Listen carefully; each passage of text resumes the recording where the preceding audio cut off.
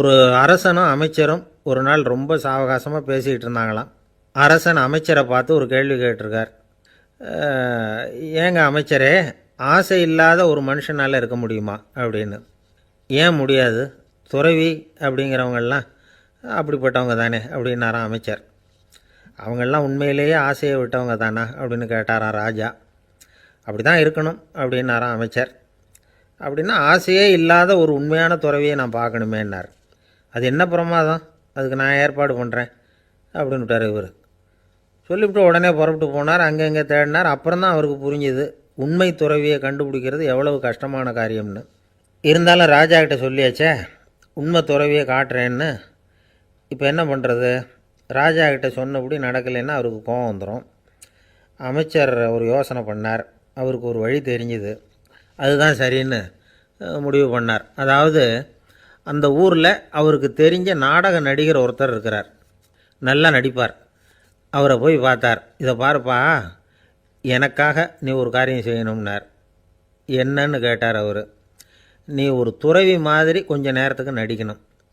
ராஜா உன்னை பார்த்துட்டு போகிற வரைக்கும் நடி, அது போதும். அதுக்காக உனக்கு 10,000 ரூபா தரேன் அப்படின்னார். அவர் எந்த காலத்தில் இவ்வளவு பணத்தை மொத்தமாக பார்த்துருக்கார். அதனால் உடனே சரின்னு ஒத்துக்கிட்டார். அமைச்சர் அரண்மனைக்கு திரும்பி வந்தார். என்ன அமைச்சரே, இன்னுமா ஒரு உண்மையான துறவி கிடைக்கலன்னார். உண்மையான துறவி ஒருத்தரை இப்போ தான் கொஞ்ச நேரத்துக்கு முன்னாடி பார்த்து பேசிவிட்டு வர்றேன். அவர் நம்ம ஊருக்கு வெளியில் குளத்தங்கரையில் உள்ள ஒரு ஆலமரத்துக்கு அடியில் உட்காந்துருக்கிறார் அப்படின்னார் இவர். அப்படின்னா உடனே புறப்படுங்க அப்படின்னார் ராஜா. பரிவாரங்களோடு புறப்பட்டார். அங்கே அந்த மரத்தடியில் அந்த ஆள் வேஷம் போட்டுக்கிட்டு துறவி மாதிரி உட்காந்துருக்கிறான். ராஜா நேராக போனார். அந்த துறவி காலில் பொத்துன்னு விழுந்து வணங்கினார். உடனே ராணியும் அவர் காலில் விழுந்தாங்க. அடுத்தபடியாக அமைச்சர் விழுந்தார். அவருக்கு தெரியும் இது நம்ம ஆள் தான்னு. இருந்தாலும் என்ன பண்ணுறது, நேரம். அப்புறம் பரிவாரங்கள்லாம் துறவி காலில் விழுந்து ஆசீர்வாதம் வாங்கிட்டாங்க. ராஜா அப்புறமா தங்கத்தட்டில் பொன்னையும் பொருளையும் வச்சு அந்த துறவிக்கிட்ட ரொம்ப பணிவாக நீட்டுறார். தாங்கள் தயவு பண்ணி இதை ஏற்றுக்கணும் அப்படின்னு வேண்டிக்கிட்டார். அந்த துறவி பற்றில்லாமல் அதை பார்த்தார். எல்லாத்தையும் திறந்துவிட்ட எனக்கு இதெல்லாம் எதுக்காக அப்படின்னு சொல்லி அதை மறுத்துட்டாராம். ஆஹா, உண்மையான துறவியை பார்த்துட்டோம் அப்படிங்கிற ஆனந்தம் அரசருக்கு. ரொம்ப நிம்மதியாக திருப்தியாக திரும்பி வந்தார் அரண்மனைக்கு. அதுக்கப்புறம் அமைச்சர் யாருக்கும் தெரியாமல் அந்த துறவிகிட்ட ஓடினார். சொன்ன பிரகாரம் பணத்தை நீட்டினார். இந்தாப்பா, நான் உங்ககிட்ட சொன்னபடி 10,000 ரூபா பணம் எடுத்துக்கோ அப்படின்னார். அந்த ஆள் ராஜா கிட்ட சொன்னது மாதிரியே எல்லாத்தையும் திறந்துவிட்ட எனக்கு இதெல்லாம் எதுக்காக வேணாம் அப்படின்னு விட்டாரான். நடித்த வரைக்கும் போதும்ப்பா, இனிமேல் இந்த நாடக வசனம்லாம் வேணாம், வேஷத்தை கலைச்சிரு, பணத்தை வாங்கிக்கோன்னார். இல்லைங்க, இது வேஷம் இல்லை, இது வசனமும் இல்லை, இது உண்மை. கொஞ்ச நேரம் துறவி மாதிரி நடித்ததுக்கே இந்த தேசத்து ராஜா ராணி அமைச்சர் பரிவாரங்கள் எல்லாம் என் காலில் விழுந்து வணங்குறாங்க. அப்படின்னா உண்மையான துறவியாக இருக்கிறது எவ்வளவு பெருமையான விஷயம். நான் உண்மையான துறவியாக ஆக போகிறேன், அப்படி முடிவும் பண்ணிட்டேன் அப்படின்னார் அந்த நடிகர். வேஷம் கூட எப்படிப்பட்ட விளைவுகளை உண்டு பண்ணுது பார்த்தீங்களா. நம்மால் ஒருத்தன் ரொம்ப வசதியாக தான் இருந்தான். ஒரு நாள் அவன் சொத்து பூரா திருட்டு போட்டுது. அதுக்கப்புறம் இவன் துறவி மாதிரி ஆகிட்டான். ஊர் ஊராக சுற்றினான். ஒரு குருநாதரை தேடி கண்டுபிடிச்சான். அவர்கிட்ட சீடனாக சேர்ந்துக்கிட்டான். அவனை பார்த்து ஒருத்தர் கேட்டார், நீ உண்மையான சீடன் தானான்னு. இல்லைங்க, சீடன் மாதிரி நடிச்சுக்கிட்டு இருக்கிறேன் அப்படின்னா. அது குரு துரோகம் இல்லையா அப்படின்னு கேட்டார் அவர். இல்லைங்க, நான் பண்ணது குரு துரோகம் இல்லை, என் குரு பண்ணது தான் துரோகம். என்னுடைய பணத்தை கொள்ளையடித்தது இவர் தான். அதை எங்கே வச்சுருக்காருன்னு கண்டுபிடிக்கிறதுக்காக தான் இவர்கிட்ட சீடனாக சேர்ந்துருக்கிறேன் அப்படின்னா. ஒரு ஆள் இருந்தான், நிறைய பணம் சம்பாதிச்சான். ஆனால் செலவு பண்ண மனசு வரல, கருமி. அவன் என்ன பண்ணான், சேர்த்த பணம் பூராவையும் ஒரு மரத்தடியில் புதைச்சி வச்சுருந்தான். வாரத்துக்கு ஒரு தடவை அந்த மரத்தடிக்கு வருவான். புதைச்ச இடத்த ஆவலோடு பார்த்துக்கிட்டு இருப்பான். அதுக்கப்புறம் போயிடுவான். அவ்வளவுதான். ஒரு நாள் ஒரு திருடன் வந்தான். இவன் புதைச்சி வச்சுருந்ததெல்லாம் எடுத்துகிட்டு போட்டான். இது தெரிஞ்சு போச்சு. அந்த கருமி புலம்ப ஆரம்பிச்சிட்டான். இவன் புலம்பலை கேட்டதும் அக்கம் பக்கத்தில் இருந்தவங்கெல்லாம் ஓடி வந்தாங்க. என்ன விஷயம்னு விசாரித்தாங்க. இவன் சொன்னான். ஒரு பெரியவர் கேட்டார், ஏன்ப்பா வாரம் இந்த இடத்த பார்க்குறதாக சொன்னியே, எப்போவாவது இதில் இருக்கிற பணத்தை எடுத்து செலவு பண்ணியிருக்கியா அப்படின்னு கேட்டார். நான் அப்பப்போ அதை பார்க்குறது தான் வழக்கம், அதை தொட்டதே இல்லைன்னு அவன். சரி, அப்படின்னா இப்போவும் நீ அதே மாதிரி வாரம் ஒரு தடவை இந்த இடத்த பார்த்துட்டு போகலாமே அப்படின்னாராம் அந்த பெரியவர். அதுவும் சரிதானே. எவ்வளவு காலமானாலும் அவன் அந்த பணத்தை எடுத்து செலவு பண்ண போகிறதில்ல. அப்படி இருக்கிறப்ப உள்ளே பணம் இருந்தாலும் ஒன்று தான், இல்லாமல் போனாலும் ஒன்று தான். இதிலேருந்து என்ன புரியுதுன்னா, ஒருத்தர்கிட்ட இருக்கிற பணத்தை கொண்டு அவர் பணக்காரரா ஏழையா அப்படின்னு முடிவு செய்கிறது சரியில்லை. அந்த செல்வத்தை அனுபவிக்கிற திறன், பயன்படுத்துகிற திறன், அதை வச்சு தான் அவர் ஏழையா பணக்காரரா அப்படிங்கிறத நிர்ணயம் பண்ணணும். அதுதான் சரி. செலவு பண்ண தெரியாதவன் சேகரம் பண்ணிகிட்டே இருக்கிறதுனால என்ன பிரயோஜனம்? தலைமுடியே இல்லாதவன் தாராளமாக சீப்புகளை வாங்கி சேகரம் பண்ணுறது மாதிரி தானே இது. சில சமயம் செலவு பண்ண நாம் தயாராக இருந்தால் கூட அந்த செல்வம் நமக்கு பயன்படுறதில்ல. அரேபியாவில் ஒரு நகை வியாபாரி விலை உயர்ந்த முத்துக்களை எல்லாம் அவர் வச்சு வியாபாரம் பண்ணிகிட்டு இருந்தார். அவர் ஒரு சமயம் ஒரு பாலைவனம் வழியாக போயிட்டுருக்கிறார் ஒட்டகத்தில். அப்போது திடீர்னு கடுமையான புயல் வீச ஆரம்பிச்சுட்டுது. திசை தவறி இவர் எங்கேயோ வந்துட்டார். கூட வந்தவங்களையும் காணலை, எங்கே போனாங்களோ தெரியல. இவர் ரொம்ப பயந்து போய் அங்கேயும் எங்கேயுமா அலைஞ்சு திரியிறார். வழியே தெரியல. பசி கடுமையாயிட்டுது. ஒட்டகத்து முதுகில் ஒரு மூட்டை இருந்தது. அதை பிரித்து பார்த்தார். உள்ளே ஏதாவது இருக்கான்னு தேடி பார்க்குறார். அது வரைக்கும் கண்ணில் தட்டுப்படாத அபூர்வமான ஒரு பை கண்ணில் பட்டுது. ஆஹா, அதில் ஏதாவது சாப்பிட்றதுக்கு இருக்கும் அப்படின்னு நினச்சி ஆவலாக அதை பிரித்து பார்க்குறார். அந்த பையில் விலை உயர்ந்த முத்துக்கள் நிறைய இருந்துதான். அப்போ தான் அவர் நினச்சாராம், விலை உயர்ந்த முத்துக்கள் கூட சாப்பிட்றதுக்கு உணவாக முடியாது அப்படிங்கிறத புரிஞ்சுக்கிட்டாராம். எந்த நேரத்தில் எது நமக்கு தேவையோ அது நமக்கு தாராளமாக கிடைக்கணும். அப்படி அது கிடைக்கிறதுக்கு நம்மக்கிட்ட இருக்கிற செல்வம் பயன்படணும். அது நமக்கும் பயன்படலாம், நம்ம மூலமாக அடுத்தவங்களுக்கும் பயன்படலாம். அதுதான் செல்வத்தின் பயன். ஒரு மரத்தடியில் ஒருத்தன் உட்காந்து அழுதுகிட்டு இருந்தான். அந்த பக்கமாக வந்த இன்னொருத்தன் ஏப்பா அழுதுகிட்டு இருக்கிறேன்னு கேட்டான். இந்த இடத்துல தான் பூமிக்கு அடியில் பணம் இருக்குது, புதைச்ச இடம் தெரியல, அதான் அழறேன் அப்படின்னா. நல்லா ஞாபகப்படுத்தி பாரு, எந்த இடத்துல புதைச்ச அப்படின்னு கேட்டான் இவன். அது எப்படி எனக்கு தெரியும்? புதைச்சி வச்சிருக்கிறவன் நான் இல்லையே, எங்கள் எதிர்த்த வீட்டுக்காரன் அப்படின்னானான் இவன். அந்த ஆள் என்னை கண்ணாப்புண்ணான்னு திட்டிவிட்டான் சார், அதை நினச்சா எனக்கு ரொம்ப வருத்தமாக இருக்குது அப்படின்னு சொல்லி கவலைப்பட்டார் ஒருத்தர். இதில் கவலைப்படுறதுக்கு என்ன இருக்குது அப்படின்னார் ஒரு பெரியவர். அவர் ஒரு மகான். என்ன சார் இப்படி சொல்கிறீங்க? ஒருத்தர் நம்ம பார்த்து திட்டுனா வருத்தமாக இருக்காதா அப்படின்னார். அது எப்படி வருத்தமாக இருக்கும்? திட்டுறதுங்கிறது என்ன, அது வெறும் சத்தம் தானே அப்படின்னார் அந்த பெரியவர். நம்ம ஆளுக்கு தலையை பிச்சுக்கலாம் போல் இருந்தது. இருக்காது அப்படின்னா நமக்கே அப்படி தானே தோணுது. அந்த பெரியவர் சொல்கிறது ரொம்ப பெரிய விஷயம். அதை நாம் புரிஞ்சிக்க முயற்சி பண்ணலாம்னா நடைமுறை வாழ்க்கைக்கு அது ஒத்து வர்றது மாதிரி தெரிய மாட்டேங்குது. இருந்தாலும் அந்த பெரியவர் அதுக்கு என்ன தான் விளக்கம் கொடுக்குறாருன்னு பார்ப்போமே. ஒரு ரயில் போயிட்டுருக்கு, அதில் ஒரு சாது போயிட்டுருக்கார். அந்த ரயில் அவர் ஹரித்வாரம் போயிட்டுருக்கார். அவர் ரயிலில் ஏகப்பட்ட கூட்டம். நம்ம ஊர் ரயில் கேட்க வேணும், டிக்கெட் வாங்கிட்டு கொஞ்சம் பேர், வாங்காத கொஞ்சம் பேர். அது என்னத்துக்கு அனாவசியமாக டிக்கெட் அப்படிங்கிற நினப்பில் பாதி பேர். இந்த கூட்டத்துக்கு மத்தியில் அந்த சாதுவும் போயிட்டுருக்கிறார். உட்கார்றதுக்காக இருந்த இடத்துல ஒரு ஆள் படுத்துருக்கிறான். கொஞ்சம் முரட்டு ஆசாமி. அவன் கால் பக்கத்தில் கொஞ்சோண்டு இடம் பாக்கி இருந்தது. அந்த இடத்துல இந்த சாது உட்காந்துருந்தார். மெதுவாக உட்காந்துக்கிட்டார் போய். ஆனால் அந்த ஆள் ராத்திரி பூரா இவரை காலால் உதச்சிக்கிட்டே இருக்கிறான். அது இவருக்கு ரொம்ப அவமானமாக பட்டுது. அதனால் துக்கம் ஏற்பட்டுது. இருந்தாலும் அதை ஒரு மாதிரியாக சகிச்சுக்கிட்டே இவர் வந்து சேர்ந்தார். பொழுது விடிஞ்சுது. அந்த சாது ஹரித்வார் வந்து சேர்ந்தார். அங்கே ஒரு பெரிய ஞானியை சந்தித்தார்.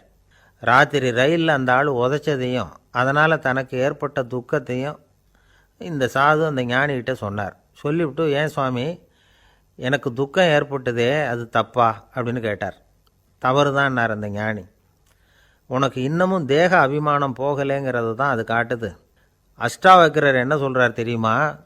உண்மையான ஞானி யாராவது தன்னை வந்தனை செய்தால் அதற்காக சந்தோஷப்பட மாட்டார், யாராவது நிந்தனை செய்தால் அதற்காக வருத்தப்பட மாட்டார் அப்படின்னு சொல்கிறார்.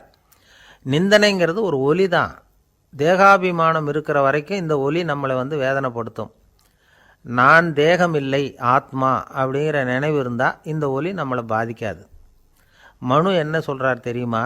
ஒரு சாதகன் பாராட்டுதலை விஷம்னு நினச்சி பயப்படணும், அவமானத்தை அமிர்தம்னு நினச்சி சந்தோஷப்படணுங்கிறார். அவமானப்பட்டால் கவலைப்படாமல் எப்படி இருக்க முடியும் அப்படின்னு தான் நமக்கு தோணும். அதனால தான் நம்மளில் யாரும் இதுக்கு உதாரணமாக யாரையும் காட்ட முடியல. புத்தரையும் கபீரையும் உதாரணமாக காட்டுறாங்க. அவங்களுக்கெல்லாம் அவமானம் ஏற்பட்டப்போ கவலையே படலையாம். புத்தரை அவமானப்படுத்தணுங்கிறதுக்காக கௌசாம்பி ராணி ஒரு இளம் பெண்ணை கொலை பண்ணி சடலத்தை புத்தர் குடிசைக்கு முன்னாடி போட சொன்னார். போட்டாங்க. புத்தர் தான் அந்த பொண்ணை கெடுத்து கொலை பண்ணிவிட்டாருன்னு எல்லாரும் நினச்சாங்க. ஆனால் புத்தர் இதை பற்றி கவலையே படலை. அப்புறமா உண்மை தெரிஞ்சதும் புத்தர் புகழ் இன்னும் அதிகமாயிட்டுது. ஒரு பெரிய சபையில் ஒரு மோசமான பொண்ணு நுழைஞ்சி தனக்கும் கபீருக்கும் சம்பந்தம் உண்டுன்னு சொன்னான். கபீர் கவலைப்படலை. அவங்க மாதிரியெல்லாம் நாமளும் இருக்க கற்றுக்கணும். நிந்தனை, அபகீர்த்தி, அவமானம் எல்லாம் ஆண்டவன் கொடுக்குற பிரசாதம்னு நினைக்கணும் அப்படின்னு சொல்கிறார் அந்த ஞானி. இதை கேட்ட இந்த காலத்து ஆசாமி ஒருத்தர், நான் கூட அப்படி தான் சார், யாராவது அவமானப்படுத்தினா கவலைப்பட மாட்டேன். நேற்று கூட ஒருத்தர் என்ன பலார்னு அரைஞ்சுட்டார், நான் கொஞ்சம் கூட கவலைப்படலை, பேசாமல் வந்துட்டேன்னார். ஏன் அப்படி வந்துட்டீங்க அப்படின்னு. அவர் அரைஞ்சதுலேயும் ஒரு அர்த்தம் இருந்தது, அதனால தான் அப்படி வந்துட்டேன்னார். ஏன் அரைஞ்சாருன்னு கேட்டேன். 10 வருஷத்துக்கு முன்னாடி 15 ரூபா அவர்கிட்ட கடன் வாங்கினேன், அதை கேட்டு கேட்டு பார்த்துட்டு கடைசியாக தான் அரைஞ்சார் அப்படின்னார். ஆண்டவனுடைய பிரசாதம் இவருக்கு அடிக்கடி கிடைக்கும் போல இருக்கு. ஒரு பல்கலைக்கழகம், அங்கே ஒரு இலக்கிய பேராசிரியர், அவர் பாடம் நடத்திக்கிட்டு இருந்தார். ராபர்ட் ப்ரௌனிங் எழுதிய கவிதைகளை பற்றி சொல்லிகிட்டு இருக்கிறார். மாணவர்களும் ரொம்ப அக்கறையாக அதை கேட்டுக்கிட்டு இருக்கிறாங்க. ஒரு குறிப்பிட்ட கவிதையை பற்றி சொல்லும் பொழுது அந்த பேராசிரியருக்கே ஒரு சந்தேகம். அதாவது அந்த கவிதையின் சரியான அர்த்தம் என்னங்கிறதுல சந்தேகம். பேராசிரியர் யோசனை பண்ணார். அந்த கவிதையை முழுசாக புரிஞ்சிக்க முடியல. அதனால் மாணவர்களை பார்த்து சொன்னார், மாணவர்களே, ஒரு நாள் பொறுத்துக்குங்க. இந்த கவிதையை எழுதின கவிஞர் எங்கள் வீட்டுக்கு பக்கத்தில் தான் இருக்கிறார். இன்றைக்கி சாயந்தரம் நான் அவரை நேரிலேயே போய் பார்க்குறேன். பார்த்து இதுக்கு என்னங்க அர்த்தம்னு கேட்டுக்கிட்டு வந்துவிடுறேன். அதுக்கப்புறம் உங்ககிட்ட சொல்கிறேன் அப்படின்னாராம். அன்றைக்கி சாயந்தரமே அந்த பேராசிரியர் கவிஞரை தேடிக்கிட்டு போயிட்டார். கவிஞர் அவங்க வீட்டில் அவர் பாட்டு உட்காந்துருந்தாராம். இவர் போய் அவர் முன்னாடி உட்காந்தார். அப்புறம் கேட்டார், ஐயா, அந்த கவிதையின் முழு பொருள் என்னன்னு தெரிஞ்சுட்டு போகிறதுக்காக வந்திருக்கிறேன் அப்படின்னாராம். எந்த கவிதை அப்படின்னாராம் அவர். இவர் அந்த கவிதையை சொல்லியிருக்கார். கவிஞர் கொஞ்சம் யோசனை பண்ணிவிட்டு அப்புறம் சொன்னாராம், பேராசிரியரே, நீங்கள் கொஞ்சம் தாமதமாக வந்துட்டீங்கன்னாராம். இவருக்கு ஒன்றும் புரியல. நீங்கள் என்ன சொல்கிறீங்க? நான் தாமதமாக வந்துட்டேன்னா? நீங்கள் தான் உயிரோடு இருக்கிறீங்களே, அப்படி இருக்கும்பொழுது நான் தாமதமாக வந்துவிட்டேன்னா அது எப்படி அப்படின்னு இவர் குழம்பியிருக்கிறார். இப்போ கவிஞர் சொன்னாராம், ஐயா, நான் உயிரோடு இருக்கிறேன்னா இல்லையாங்கிறது முக்கியம் இல்லை. நான் அந்த கவிதை வரிகளை எழுதினப்போ 2 பேருக்கு அதோட அர்த்தம் தெரிஞ்சிருந்தது. இப்போ ஒரே ஒருத்தருக்கு தான் அதோட அர்த்தம் தெரியும் அப்படின்னாராம். பேராசிரியர் யோசனை பண்ணியிருக்கார். அப்படின்னா அந்த ஒருத்தர் கவிஞர் ராபர்ட் ப்ரௌனிங்கை தவிர வேறு யாராக இருக்க முடியும்? இவர் தான் அப்படிங்கிறத அவர் மனசில் நினச்சிக்கிட்டார். அதனால் சொன்னார், ஐயா, நான் தாமதமாக வரல, அந்த கவிதையின் பொருள் என்ன அது சொல்லுங்கன்னார். பேராசிரியரே, நான் சொல்கிறது உங்களுக்கு புரியலைன்னு நினைக்கிறேன். நான் இந்த வரிகள் எழுதினப்போ 2 பேருக்கு அதோட அர்த்தம் தெரிஞ்சிருந்தது. அந்த 2 பேர் யாருன்னா, ஒருத்தர் ராபர்ட் ப்ரௌனிங், அதாவது நான், இன்னொருத்தர் கடவுள். இப்போ அது கடவுளுக்கு மட்டும்தான் தெரியும். நானே இதை பற்றி பல தடவை யோசனை பண்ணி பார்த்தேன். இது ரொம்ப அழகானது, ஆனாலும் ரொம்ப வழுக்கலானது. அதை பிடிச்சிட்டோம்னு நினச்சிக்கிட்டு இருக்கும் பொழுதே காற்று மாதிரி அது உங்ககிட்ட இருந்து ஓடி போயிடுது. எனக்கு ரொம்பவும் வருத்தமாக தான் இருக்குது. நிச்சயமாக நான் தான் இந்த வரிகளை எழுதியிருக்கிறேன். அதில் அர்த்தம் இருக்குங்கிறது எனக்கு தெரியும், அதை நான் உணர்றேன். ஆனால் நீங்கள் என்னை மன்னிக்கணும். எனக்கே கூட அதை என்னால் விளக்க முடியல. அப்படி இருக்கும் பொழுது உங்களுக்கு எப்படி அதை நான் விளக்க முடியும் அப்படின்னாராம் அந்த கவிஞர். அனுபவிக்கப்படக்கூடிய எல்லாமே விளக்கப்படக்கூடிய ஒன்றல்ல, விளக்கப்படும் எல்லாமே அனுபவிக்கப்படக்கூடிய ஒன்றல்ல அப்படிங்கிறது ஞானிகளுடைய கருத்து. அதுக்காக தான் அந்த சம்பவம். வாழ்க்கையில் நீங்கள் தொடர்ந்து ஆய்வு செய்து கொண்டே இருக்கக்கூடிய விளக்கங்களை ஒருபோதும் அடைய முடியாத பரிமாணங்கள் இருக்கிறதுனால தான் அது அலுப்பு தட்டாமல் இருக்குது. உங்களால் நிறைய அனுபவிக்க முடியும், இருந்தாலும் நீங்கள் அனுபவித்து அறிந்த விஷயங்கள் கூட வார்த்தைகளால் விளக்கப்பட முடிவதில்லை அப்படிங்கிறது பெரியோர் சிந்தனை. இதெல்லாம் ஒரு பக்கம் இருக்கட்டும். நமக்கு தெரிஞ்ச பேராசிரியர் ஒருத்தர் 1 மணி நேரம் ரொம்ப விவரமாக வகுப்பு எடுத்தார். கடைசியாக சொன்னார், மாணவர்களே, ரொம்பவும் எளிமையாக விளக்கமாக எல்லா விவரமும் சொல்லியிருக்கிறேன். அதனால் இதில் உங்களுக்கு சந்தேகம் வர்றதுக்கு வாய்ப்பே இல்லை. இருந்தாலும் கேட்க வேண்டிய கடமை கேட்குறேன். இது வரைக்கும் நடத்தினதில் யாருக்காவது ஏதாவது சந்தேகம் உண்டா அப்படின்னு கேட்டாராம். எனக்கு ஒரே ஒரு சந்தேகம்தான் சார் அப்படின்னு எழுந்திரிச்சு நிற்கிறான் ஒருத்தன். என்னன்னு கேட்டாராம். இது வரைக்கும் நீங்கள் என்ன பாடம் சார் நடத்துனீங்க அப்படின்னானான் அவன். அம்மாக்காரங்களுக்கு அடிக்கடி ஏற்படுற கவலை ஒன்று உண்டு. அதாவது குழந்தை சரியாக சாப்பிட மாட்டேங்குதே அப்படிங்கிற கவலை. இவங்கெல்லாம் ஒரு விஷயத்தை நல்லா புரிஞ்சுக்கணும். குழந்தைகள்ங்கிறவங்க பெரியவங்க மாதிரி இல்லை. அவங்க கடிகாரத்தில் மணியை பார்த்துட்டு சாப்பிட்றதுக்கு உட்கார்ற ரகம் கிடையாது. பசிச்சா சாப்பிடுவாங்க, இல்லைன்னா விளையாடுவாங்க அல்லது தூங்குவாங்க. அது புரியாமல் அவங்கள கட்டாயப்படுத்தி அல்லது மிரட்டி சாப்பிட வைக்கிறது ரொம்ப தப்பு. ஒரு 8 மாத குழந்தைக்கு 3 மணி நேரத்துக்கு ஒரு தடவை பசிக்கும். அந்த நேரம் பார்த்து சாப்பாடு கொடுத்தா அடம் பண்ணாமல் அது பாட்டுக்கு சாப்பிட்ரும். அதே குழந்தைக்கு 1 வயசு ஆகிறப்போ 4 மணி நேரத்துக்கு ஒரு தடவை பசிக்கும். இந்த வயசில் இயற்கையாகவே பசி குறைஞ்சிருக்கும். அது புரியாமல் என் குழந்தை முன்னாடி மாதிரி இப்போ சரியாக சாப்பிட மாட்டேங்கிறான் அப்படின்னு சில பேர் டாக்டர்கிட்ட போய் சொல்லிக்கிட்டு இருப்பாங்க. இன்னொரு விஷயம், ஒரு குழந்தைக்கு வயசு அதிகமாகிற வேகத்துக்கு உடம்பு எடையும் அதிகமாகிக்கிட்டே போகாது. உடம்பு எடை அதிகமாகிற வேகம் குறைஞ்சிக்கிட்டே வரும். 6 மாத குழந்தைக்கு ஒரு வாரத்தில் 150 கிராம் எடை கூடும். ஒரு வயசில் வாரத்துக்கு 71 கிராம் எடை கூடும். இது புரியாமல் அதிகமாக சாப்பாட்டை கொடுத்து குழந்தைய கஷ்டப்படுத்தக்கூடாது. ஏன்னா அளவுக்கு மீறின உணவு அஜீரணத்தை உண்டு பண்ணிவிடும். குழந்தைக்கு ஒரு தட்டில் கொஞ்சமாக ஆகாரத்தை வச்சு கொண்டுகிட்டு போய் கொடுக்கணும். மலை மாதிரி குவிச்சு வச்சா அதை பார்த்ததுமே பசி அடங்கி போயிடும். அடித்து மிரட்டி பயமுறுத்தி குழந்தைய சாப்பிட வைக்கிற பழக்கம் இருக்குது பாருங்கள், அதுக்கு ஃபுட் ஃபோர்ஸிங் அப்படின்னு பேர். இப்படி பண்ணுனா குழந்தைக்கு சாப்பாட்டில் விருப்பம் குறைஞ்சிரும், அதை கண்டாவே வெறுக்க ஆரம்பிச்சிடும். அது மாதிரி உளம் சார்ந்த பசி குறைவு, சைக்கோஜெனிக் அனோரெக்சியா, அது ஏற்படுமா. சாப்பாடுங்கிறதே ஒரு தண்டனை மாதிரி தோணும். குழந்தைகளுக்கு பிடிச்ச மாதிரியான ஆகாரத்தை கொடுக்கணும். சத்து அதிகம் இருக்குங்கிறதுக்காக அதுக்கு பிடிக்காத ஆகாரத்தை கொடுத்து கட்டாயப்படுத்தக்கூடாது. குழந்தைகளுக்கு 2 வயசு ஆகிறப்போ இயற்கையாகவே எதிர்மறை குணம் உண்டாகும். அதாவது அந்த எதிர்மறையாக பேசுகிறது. இது மாதிரி சமயங்களில் நாம் என்ன சொல்கிறோமோ அதுக்கு நேர்மாறாக நடந்துக்கும். ஏட்டிக்கு போட்டி. சாப்பிட சொன்னால் விளையாட போகும், விளையாட சொன்னால் சாப்பாடு கேட்கும். இதை புரிஞ்சுக்கிட்டு நடந்துக்கணும். குழந்தை சொன்ன பேச்சை கேட்கலேன்னு கோவப்படக்கூடாது. குழந்தை வளர வளர பிடிவாத குணம் வர்றது சகஜம். கேட்டதை வாங்கி கொடுத்தா தான் சாப்பிடுவேன் அப்படின்னு பிடிவாதம் பண்ணும். வாங்கி கொடுத்துடுறது தான் உத்தமம். நீங்களும் அதுக்கிட்ட பிடிவாதம் பண்ணிகிட்டு இருக்கக்கூடாது. ஏன்னா கேட்டது கிடைக்கலையேங்கிற ஏமாற்றம் கூட குழந்தையோட பசியை குறைச்சிரும். கேட்டது கிடைச்சிட்டா பசி அதிகமாகும், கொடுத்ததை மலமலன்னு சாப்பிட்றோம். குழந்தைகளுக்கு கண்ட கண்ட நேரத்தில் சாப்பிட்றதுக்கு எதையாவது வாங்கி கொடுத்துக்கிட்டு இருந்தால் சாப்பாட்டு நேரத்தில் சாப்பிடாமல் அடம் பண்ண ஆரம்பிச்சிடும். பள்ளிக்கூடம் போகிற பிள்ளைங்க காலை உணவை சரியாக சாப்பிட மாட்டாங்க. அச்சம், அவசரம், பரபரப்பு இதெல்லாம் தான் காரணம். பள்ளிக்கு புறப்படுறதுக்கு ஒரு 3/4 மணி நேரத்துக்கு முன்னாடியே சாப்பாடு போட்டுருங்க, அது சரியாக போடும். படிக்கிற குழந்தைகள் உடல் சோர்வு, மனச்சோர்வு இது காரணமாக கூட சாப்பிட மறுக்கிறது உண்டு. இப்போ உதாரணமாக சாயந்தரம் விளையாடி விட்டு வீட்டுக்கு வந்ததும் சாப்பிட சொன்னால் வேணாம்பாங்க. இது உடல் சோர்வு. ரொம்ப நேரம் வீட்டு பாடங்களை செஞ்சு முடித்த கையோடு சாப்பிட சொன்னாலும் அவங்களால சரியாக சாப்பிட முடியாது. இது உளச்சோர்வு, அதாவது மனச்சோர்வு. இதை தவிர குழந்தைகளுக்கு உடல்நலக்குறைவு ஏற்பட்டால் கூட சாப்பிட மறுக்கிறது உண்டு. சில மருந்து மாத்திரைகள் கூட பசியை குறைச்சிரும். அதனால் சரியாக தெரிஞ்சுக்கிட்டு குழந்தைகளை சாப்பிட வைக்கணும். அது புரியாமல் கையில் சாப்பாட்டு தட்டை வச்சுக்கிட்டு குழந்தைகளை விரட்டிக்கிட்டு அலையக்கூடாது. ஒரு சின்ன பையன் சொன்னான், எங்கள் அம்மா சாப்பாடு போடுறது தெரிஞ்சால் நான் உடனே வீட்டை விட்டு வெளியில் ஓடி போடுவேன் அப்படின்னா. ஏன் அப்படி பண்ணுறேன்னு கேட்டோம். எங்கள் அப்பா கூட அது மாதிரி தான் சார் பண்ணுவார் அப்படிங்கிறான். பந்திக்கு முந்தர ஆசாமிகள் நம்மளில் பல பேர் உண்டு. அப்படி முந்தறதுக்கு கூட முயற்சி பண்ணுறவங்க நிறைய பேர் இருக்கிறாங்க. இதில் என்ன ஒரு விஷயம்னா, பந்திக்கு முந்துறது கூட தப்பு இல்லை. ஆனால் அப்படி ஒரு விருந்தில் ஆளாக போய் உட்காந்து சாப்பிட்டா கூட வெளியில் வர்றப்ப என்ன பெரிய விருந்து வச்சுட்டான், சாம்பாரில் உப்பு இல்லை, ரசத்தில் காரம் இல்லை அப்படின்னு குறை சொல்லிகிட்டே வர்றது இருக்குது பாருங்கள். அது சரியில்லை, நாகரிகமும் இல்லை. கல்யாண பத்திரிகையில் என்ன போட்டிருக்குது, என் பொண்ணுக்கும் இன்னார் பையனுக்கும் கல்யாணம், எல்லாரும் குடும்பத்தோடு வந்திருந்து மணமக்களை ஆசீர்வதிக்கணும், இப்படி தானே போட்டிருக்கோம்.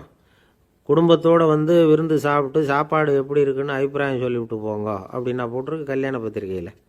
ஒருத்தர் வீட்டு விசேஷத்துக்கு போயிருக்கோம்னா எவ்வளவோ அசௌகரியங்கள் நமக்கு ஏற்படலாம். ஏராளமான கூட்டம் வந்திருக்கும். எல்லாரையும் அவங்க தனித்தனியாக கவனிச்சிக்கிட்டு இருக்க முடியாது. நாம் தான் அனுசரித்து நடந்துக்கணும். நாமளாக போய் வாழ்த்த வேண்டியவங்களை வாழ்த்தி விட்டு சேரணும்.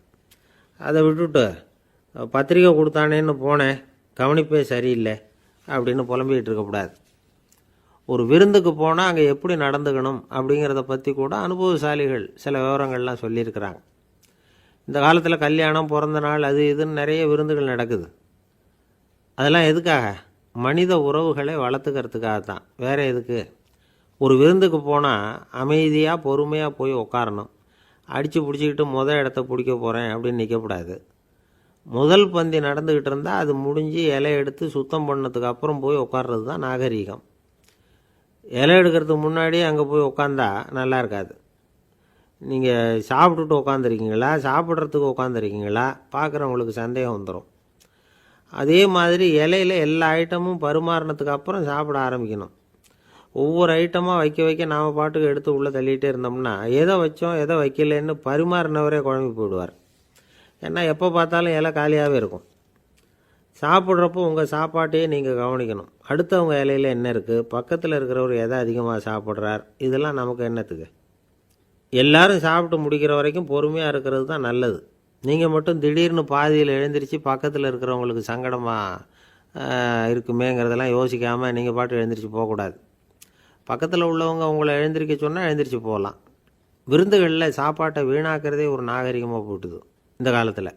சாப்பாட்டுக்கே கஷ்டப்பட்டுக்கிட்டு பல பேர் இந்த உலகத்தில் இருக்கிறப்போ சாப்பாட்டை வீணாக்கிறது எவ்வளோ பெரிய மோசங்கிறத நினச்சி பார்க்கணும். வேணுங்கிற அளவுக்கு கேட்டு வாங்கி சாப்பிட்றது தான் முறை. விருந்தில் இந்த பஃபே அப்படின்னு சொல்லி ஒரு முறை சொல்கிறாங்கல்ல, அதாவது உணவு வகைகளையெல்லாம் பொதுவாக ஒரு இடத்துல வச்சுடுறது, நமக்கு தேவையானதை நாமே எடுத்து ஒரு தட்டில் போட்டுக்கிட்டு சாப்பிட வேண்டியது. இதில் கூட சில பேர் தேவைக்கு அதிகமாக எடுத்து போட்டுக்கிட்டு வீணாக்குறாங்க. சில சமயம் கடைசியாக சாப்பிட போகிறவங்களுக்கு எல்லா ஐட்டமும் கிடைக்காம போகலாம்.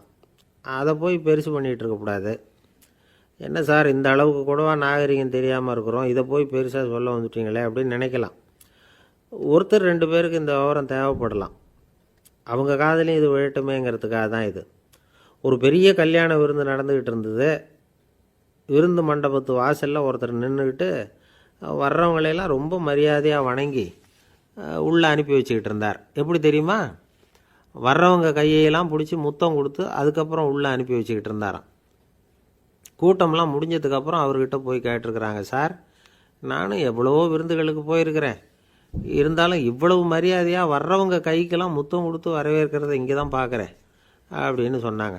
அதுக்கு அவர் சொன்னார், அட போங்க சார், நான் முத்தம் கொடுக்கல, முந்தின பந்திக்கு சாப்பிட்டவங்களே அடுத்த பந்திக்கும் வர்றாங்களான்னு மோந்து பார்த்து அனுப்பி வச்சுக்கிட்டு இருந்தேன் அப்படின்னார். ஒருத்தர் மனசில் நிம்மதி இல்லாமல் உட்காந்துருந்தார். என்ன சார் விஷயம் அப்படின்னு விசாரித்தேன். அகலக்கால் வச்சுட்டேன், அதுதான் அவதிப்படுறேன்னார். விவரமாக சொல்லுங்கன்னு. வீடு கட்டணும்னு ஆரம்பித்தேன், வேலை பாதியிலேயே நிற்கிது, கையில் பணம் இல்லை அப்படின்னார். இது மாதிரி ஆசாமிகள் பல பேரை நீங்கள் பார்த்துருக்கலாம். இவங்கெல்லாம் சுலபமாக மன அழுத்தத்துக்கு ஆளாயிடுறாங்க. மன உளைச்சல், அதாவது ஸ்ட்ரெஸ் அப்படின்னு சொல்கிறோமே, அதுக்கு அடிப்படையான சில காரணங்கள் உண்டு. அதாவது மிகையாக திட்டமிடுதல் அப்படிங்கிறதும் ஒரு முக்கியமான காரணம். நடைமுறை சாத்தியம் என்னங்கிறத மனசில் வச்சுக்கிட்டு எந்த திட்டத்தையும் தீட்டணும், அப்போ தான் அது சரியாக வரும். 2வது காரணம் என்ன தெரியுமா? ஒரே நேரத்தில் பல்வேறு செயல்களில் ஈடுபடுறது. தொலைபேசியில் பேசிக்கிட்டே கையில் இருக்கிற கடிதத்தை படிச்சுக்கிட்டே எதிரில் உட்காந்துக்கிட்டு இருக்கிறவருக்கும் அப்பப்போ பதில் சொல்லிக்கிட்டு மனசில் பல்வேறு சிந்தனைகளை அப்படியே ஓட விட்டுக்கிட்டு இருக்கிறது, இதுவும் மன அழுத்தத்தை உண்டாக்குது. 3வது காரணம், எதிலேயும் வெற்றி மட்டும் எதிர்பார்க்குற ஒருதலைப்பட்சமான ஆர்வம். நாம் தொட்டதெல்லாம் வெற்றியாகவே முடியணும் அப்படின்னு எதிர்பார்க்குறவங்க ஏதாவது ஒன்றில் தோல்வியை கண்டால் தோண்டு போயிடுறாங்க. எப்படியும் முடியலாம்ங்கிற எண்ணம் ஏற்கனவே நமக்குள்ளே இருந்துட்டுதுன்னா அந்த அவஸ்தை வராது. அதனால் அதுவும் நம்ம வளர்த்து கொள்ள வேண்டிய ஒரு குணம். மன உளைச்சல் ஏற்படுறதுக்கு இன்னொரு காரணம், எதையும் வேகமாக செஞ்சுடணும் அப்படிங்கிற துடிப்பு. அந்த துடிப்பே மனசை அழுத்த ஆரம்பிச்சிடும். எந்த ஒரு காரியத்திலையும் தாமதமோ இடையூறோ ஏற்பட்டால் அதை பொறுத்துக்கிற மனப்போக்கம் வேணும். அது இல்லாதவங்க அழுத்தத்துக்கு ஆளாயிடுறாங்க. சில பேர் வேலைன்னு எந்த நேரம் பார்த்தாலும் வேலையே கதின்னு கிடப்பாங்க. பொழுதுபோக்குக்கோ உடற்பயிற்சிக்கோ குடும்பத்தில் உள்ளவங்க அல்லது நண்பர்கள் கூட கலந்துரையாடவோ கொஞ்சம் கூட நேரம் ஒதுக்க மாட்டாங்க. இந்த சுபாவம் மன அழுத்தத்தை உண்டு பண்ணும். இதையெல்லாம் புரிஞ்சுக்கிட்டு அதிலிருந்து விடுபடுறது எப்படின்னு யோசிக்கணும். வல்லுநர்கள் இது தொடர்பாக சில யோசனைகளை சொல்லி வச்சிருக்கிறாங்க. அது என்னன்னா, வாழ்க்கைங்கிறது பிரச்சனைகளால் பின்னப்பட்ட ஒன்று, அது எப்போவுமே முடிவடையாத ஒரு தொடர்கதை அப்படிங்கிறத முதல்ல நாம் புரிஞ்சுக்கணும். ஒரே நேரத்தில் ஒரு காரியத்தில் மட்டுமே நாம் கவனம் செலுத்தணும். அடுத்தவங்க காரியத்தில் தலையிடக்கூடாது. எதையும் பேச ஆரம்பிக்கிறதுக்கு முன்னாடி நம்மை நாமே கேட்டுக்க வேண்டிய கேள்வி 2. 1, நான் சொல்ல போகிறது ரொம்ப முக்கியமானதா? 2வது, நான் சொல்கிறத அவங்க கேட்குறதுக்கு ஆசைப்படுறாங்களா? நான் பேசுகிறதுக்கு அது சரியான நேரம் தானா? இதை யோசித்து பார்த்ததுக்கப்புறம் எதையும் பேச ஆரம்பிக்கணும். முடிஞ்ச அளவுக்கு வளைந்து போகிற சுபாவத்தை வளர்த்துக்கணும். நம்ம நேரம் விலை மதிப்பு இல்லாதது, அதை வீணாக்கக்கூடாது. சிரிக்க தெரியலனாலும் பரவாயில்ல, முகத்தில் கொஞ்சம் புன்முறுவலாவது காட்டணும். இதெல்லாம் ரொம்ப முக்கியம். அடுத்தவங்க ஏதாவது செஞ்சால் உடனே நன்றி சொல்ல மறக்கக்கூடாது. தினமும் கொஞ்சம் நேரத்தை தனிமையில் செலவு பண்ணணும். மன உளைச்சலிருந்து விடுபடுறதுக்கு 3 முக்கிய வழிகள் சொல்கிறாங்க. அதை சுருக்கமாக ரெட் அப்படின்னு சொல்கிறாங்க. RED ஆங்கில எழுத்தில். அந்த முதல் எழுத்து R, அது என்னென்னா ரிலாக்ஸேஷன், அதாவது இடை ஓய்வு. 2வது E எக்ஸர்சைஸ், உடற்பயிற்சி. 3வது டயட், திட்டமிட்ட உணவு முறை. அதனால் தியானம், மூச்சு பயிற்சி இதெல்லாம் இந்த இடை ஓய்வுக்கு வழிகள். எந்த வேலையையும் தொடர்ந்து செய்யக்கூடாது. எல்லார்கிட்டையும் கலகலப்பாக பழகணும். மாதத்துக்கு ஒரு நாளாவது குடும்பத்தோடு வெளியில் போயிட்டு வரணும். சுலபமான உடற்பயிற்சிகளை செய்யலாம். உடற்பயிற்சிங்கிறது நமக்காக நாம் செய்கிற ஒரு நீண்டகால முதலீடு அப்படின்னு சொல்லுவாங்க. அதாவது லாங் டேர்ம் இன்வெஸ்ட்மெண்ட்டாக. அளவோடு சாப்பிட்ணும், மெதுவாக சாப்பிட்ணும். இதெல்லாம் கொஞ்சம் மனசில் வச்சுக்கிட்டு நடந்துக்கிட்டால் மகிழ்ச்சியாக வாழலாம். சில பேர் சாப்பாட்டு விஷயத்தில் ரொம்ப அக்கறை எடுத்துக்கிறது உண்டு. ஒரு குண்டு ஆசாமி சாப்பிட உக்காந்தார். முதல்ல ஒரு மாத்திரை சாப்பிட்டார். எதுக்குன்னு கேட்டோம். பசி எடுக்கிறதுக்குன்னார். சாப்பிட்டு முடித்தார். பிறகு மறுபடியும் ஒரு மாத்திரை சாப்பிட்டார். இது எதுக்குன்னு கேட்டோம். சாப்பிட்டது ஜீரணமாகறதுக்கு அப்படின்னார். ஒரு ஆஃபீஸில் வேலை பார்க்குற ஒருத்தர் ஏதோ தப்பு பண்ணிவிட்டார். உடனே மேல் அதிகாரி அவரை கூப்பிட்டு அனுப்புனார். நீ செஞ்சது தப்புன்னார் கோபமாக. இது ஒரு ரகம். சில அதிகாரிகள் இப்படி நீங்கள் செஞ்சது தப்புன்னு சொல்கிறதில்ல, நீங்கள் செஞ்சது சரி அப்படின்னு சொல்கிறதில்ல. எப்படி சொல்லுவாங்கன்னா, நீங்கள் செஞ்சது சரியில்லைன்னு நான் நினைக்கிறேன் அப்படின்னு சொல்லுவாங்களாம். அதாவது சில பேர் நீங்கள் செஞ்சது தப்புங்கிறாங்க, அதையே மாற்றி சொல்கிறார் இவர், நீங்கள் செஞ்சது சரியில்லைன்னு நினைக்கிறேன். இது ரெண்டும் அர்த்தம் ஒன்று தான், இருந்தாலும் வார்த்தைகள் வித்தியாசம். நிர்வாக திறமை இல்லாத ஒரு அதிகாரி யூ ஆர் ராங் அப்படின்னு சொல்லுவாராம். நிர்வாக திறமை உள்ள அதிகாரியாக இருந்தால் அதையே கொஞ்சம் மாற்றி I think you are not correct அப்படிம்பாராம். இதுதான் வித்தியாசம். இருந்தாலும் வார்த்தைகளை உபயோகப்படுத்துகிற விதத்தை வச்சு தான் வேலை நல்லா நடக்கிறதும் நடக்காததும் இருக்குது. விவரம் தெரிஞ்சவங்க என்ன சொல்கிறாங்க தெரியுமா? Be a leader not a boss அப்படிங்கிறாங்க. ஒரு லீடராக இரு, பாஸாக இருக்காதே அப்படிங்கிறாங்க. சரி, அப்படின்னா லீடருக்கும் பாஸுக்கும் வித்தியாசம் உண்டா அப்படின்னு கேட்டால் இருக்குன்னு சொல்கிறாங்க. லீடருங்கிறவர் வேறு, பாஸுங்கிறவர் வேறு. ஒரு லீடர் எப்படி நடந்துக்குவார், ஒரு பாஸ் எப்படி நடந்துக்குவார், இதை முதல்ல நாம் தெரிஞ்சுக்கணும். அவங்க எப்படி நடந்துக்குவாங்க அப்படிங்கிறதுக்கு சில விவரங்கள் இருக்குது. அதை கேட்டோம்னா நாம் புரிஞ்சுக்கலாம் அதை. அதாவது பாஸுங்கிறவர் விரட்டிக்கிட்டே இருப்பார், லீடருங்கிறவர் ஊக்கப்படுத்திக்கிட்டே இருப்பார். நாளைக்கு சாயந்தரத்துக்குள்ளே அந்த வேலையை செஞ்சு முடிக்கலைன்னா தொலைச்சி விடுவோம் தொலைச்சி அப்படிம்பார் அவர். இவர் எப்படி சொல்லுவார்னா, இது வரைக்கும் நீங்கள் செஞ்சுருக்கிற வேலை ரொம்ப அற்புதம் அப்படிம்பார். பாஸுங்கிறவர் அதிகாரத்தை நம்பி செயல்படுறவர், லீடருங்கிறவர் நல்லெண்ணத்தை நம்பி செயல்படுறவர். நம்மக்கிட்ட அதிகாரம் இருக்குது, பவர் இருக்குது, அதனால் காரியத்தை சாதிச்சுடலாம் அப்படின்னு நினைக்கிறவர் அவர். மற்றவங்கக்கிட்ட ஒரு நல்ல அபிப்பிராயத்தை சம்பாதிச்சுக்கிட்டு அது மூலமாக காரியங்களை சாதிக்கிறவர் இவர்.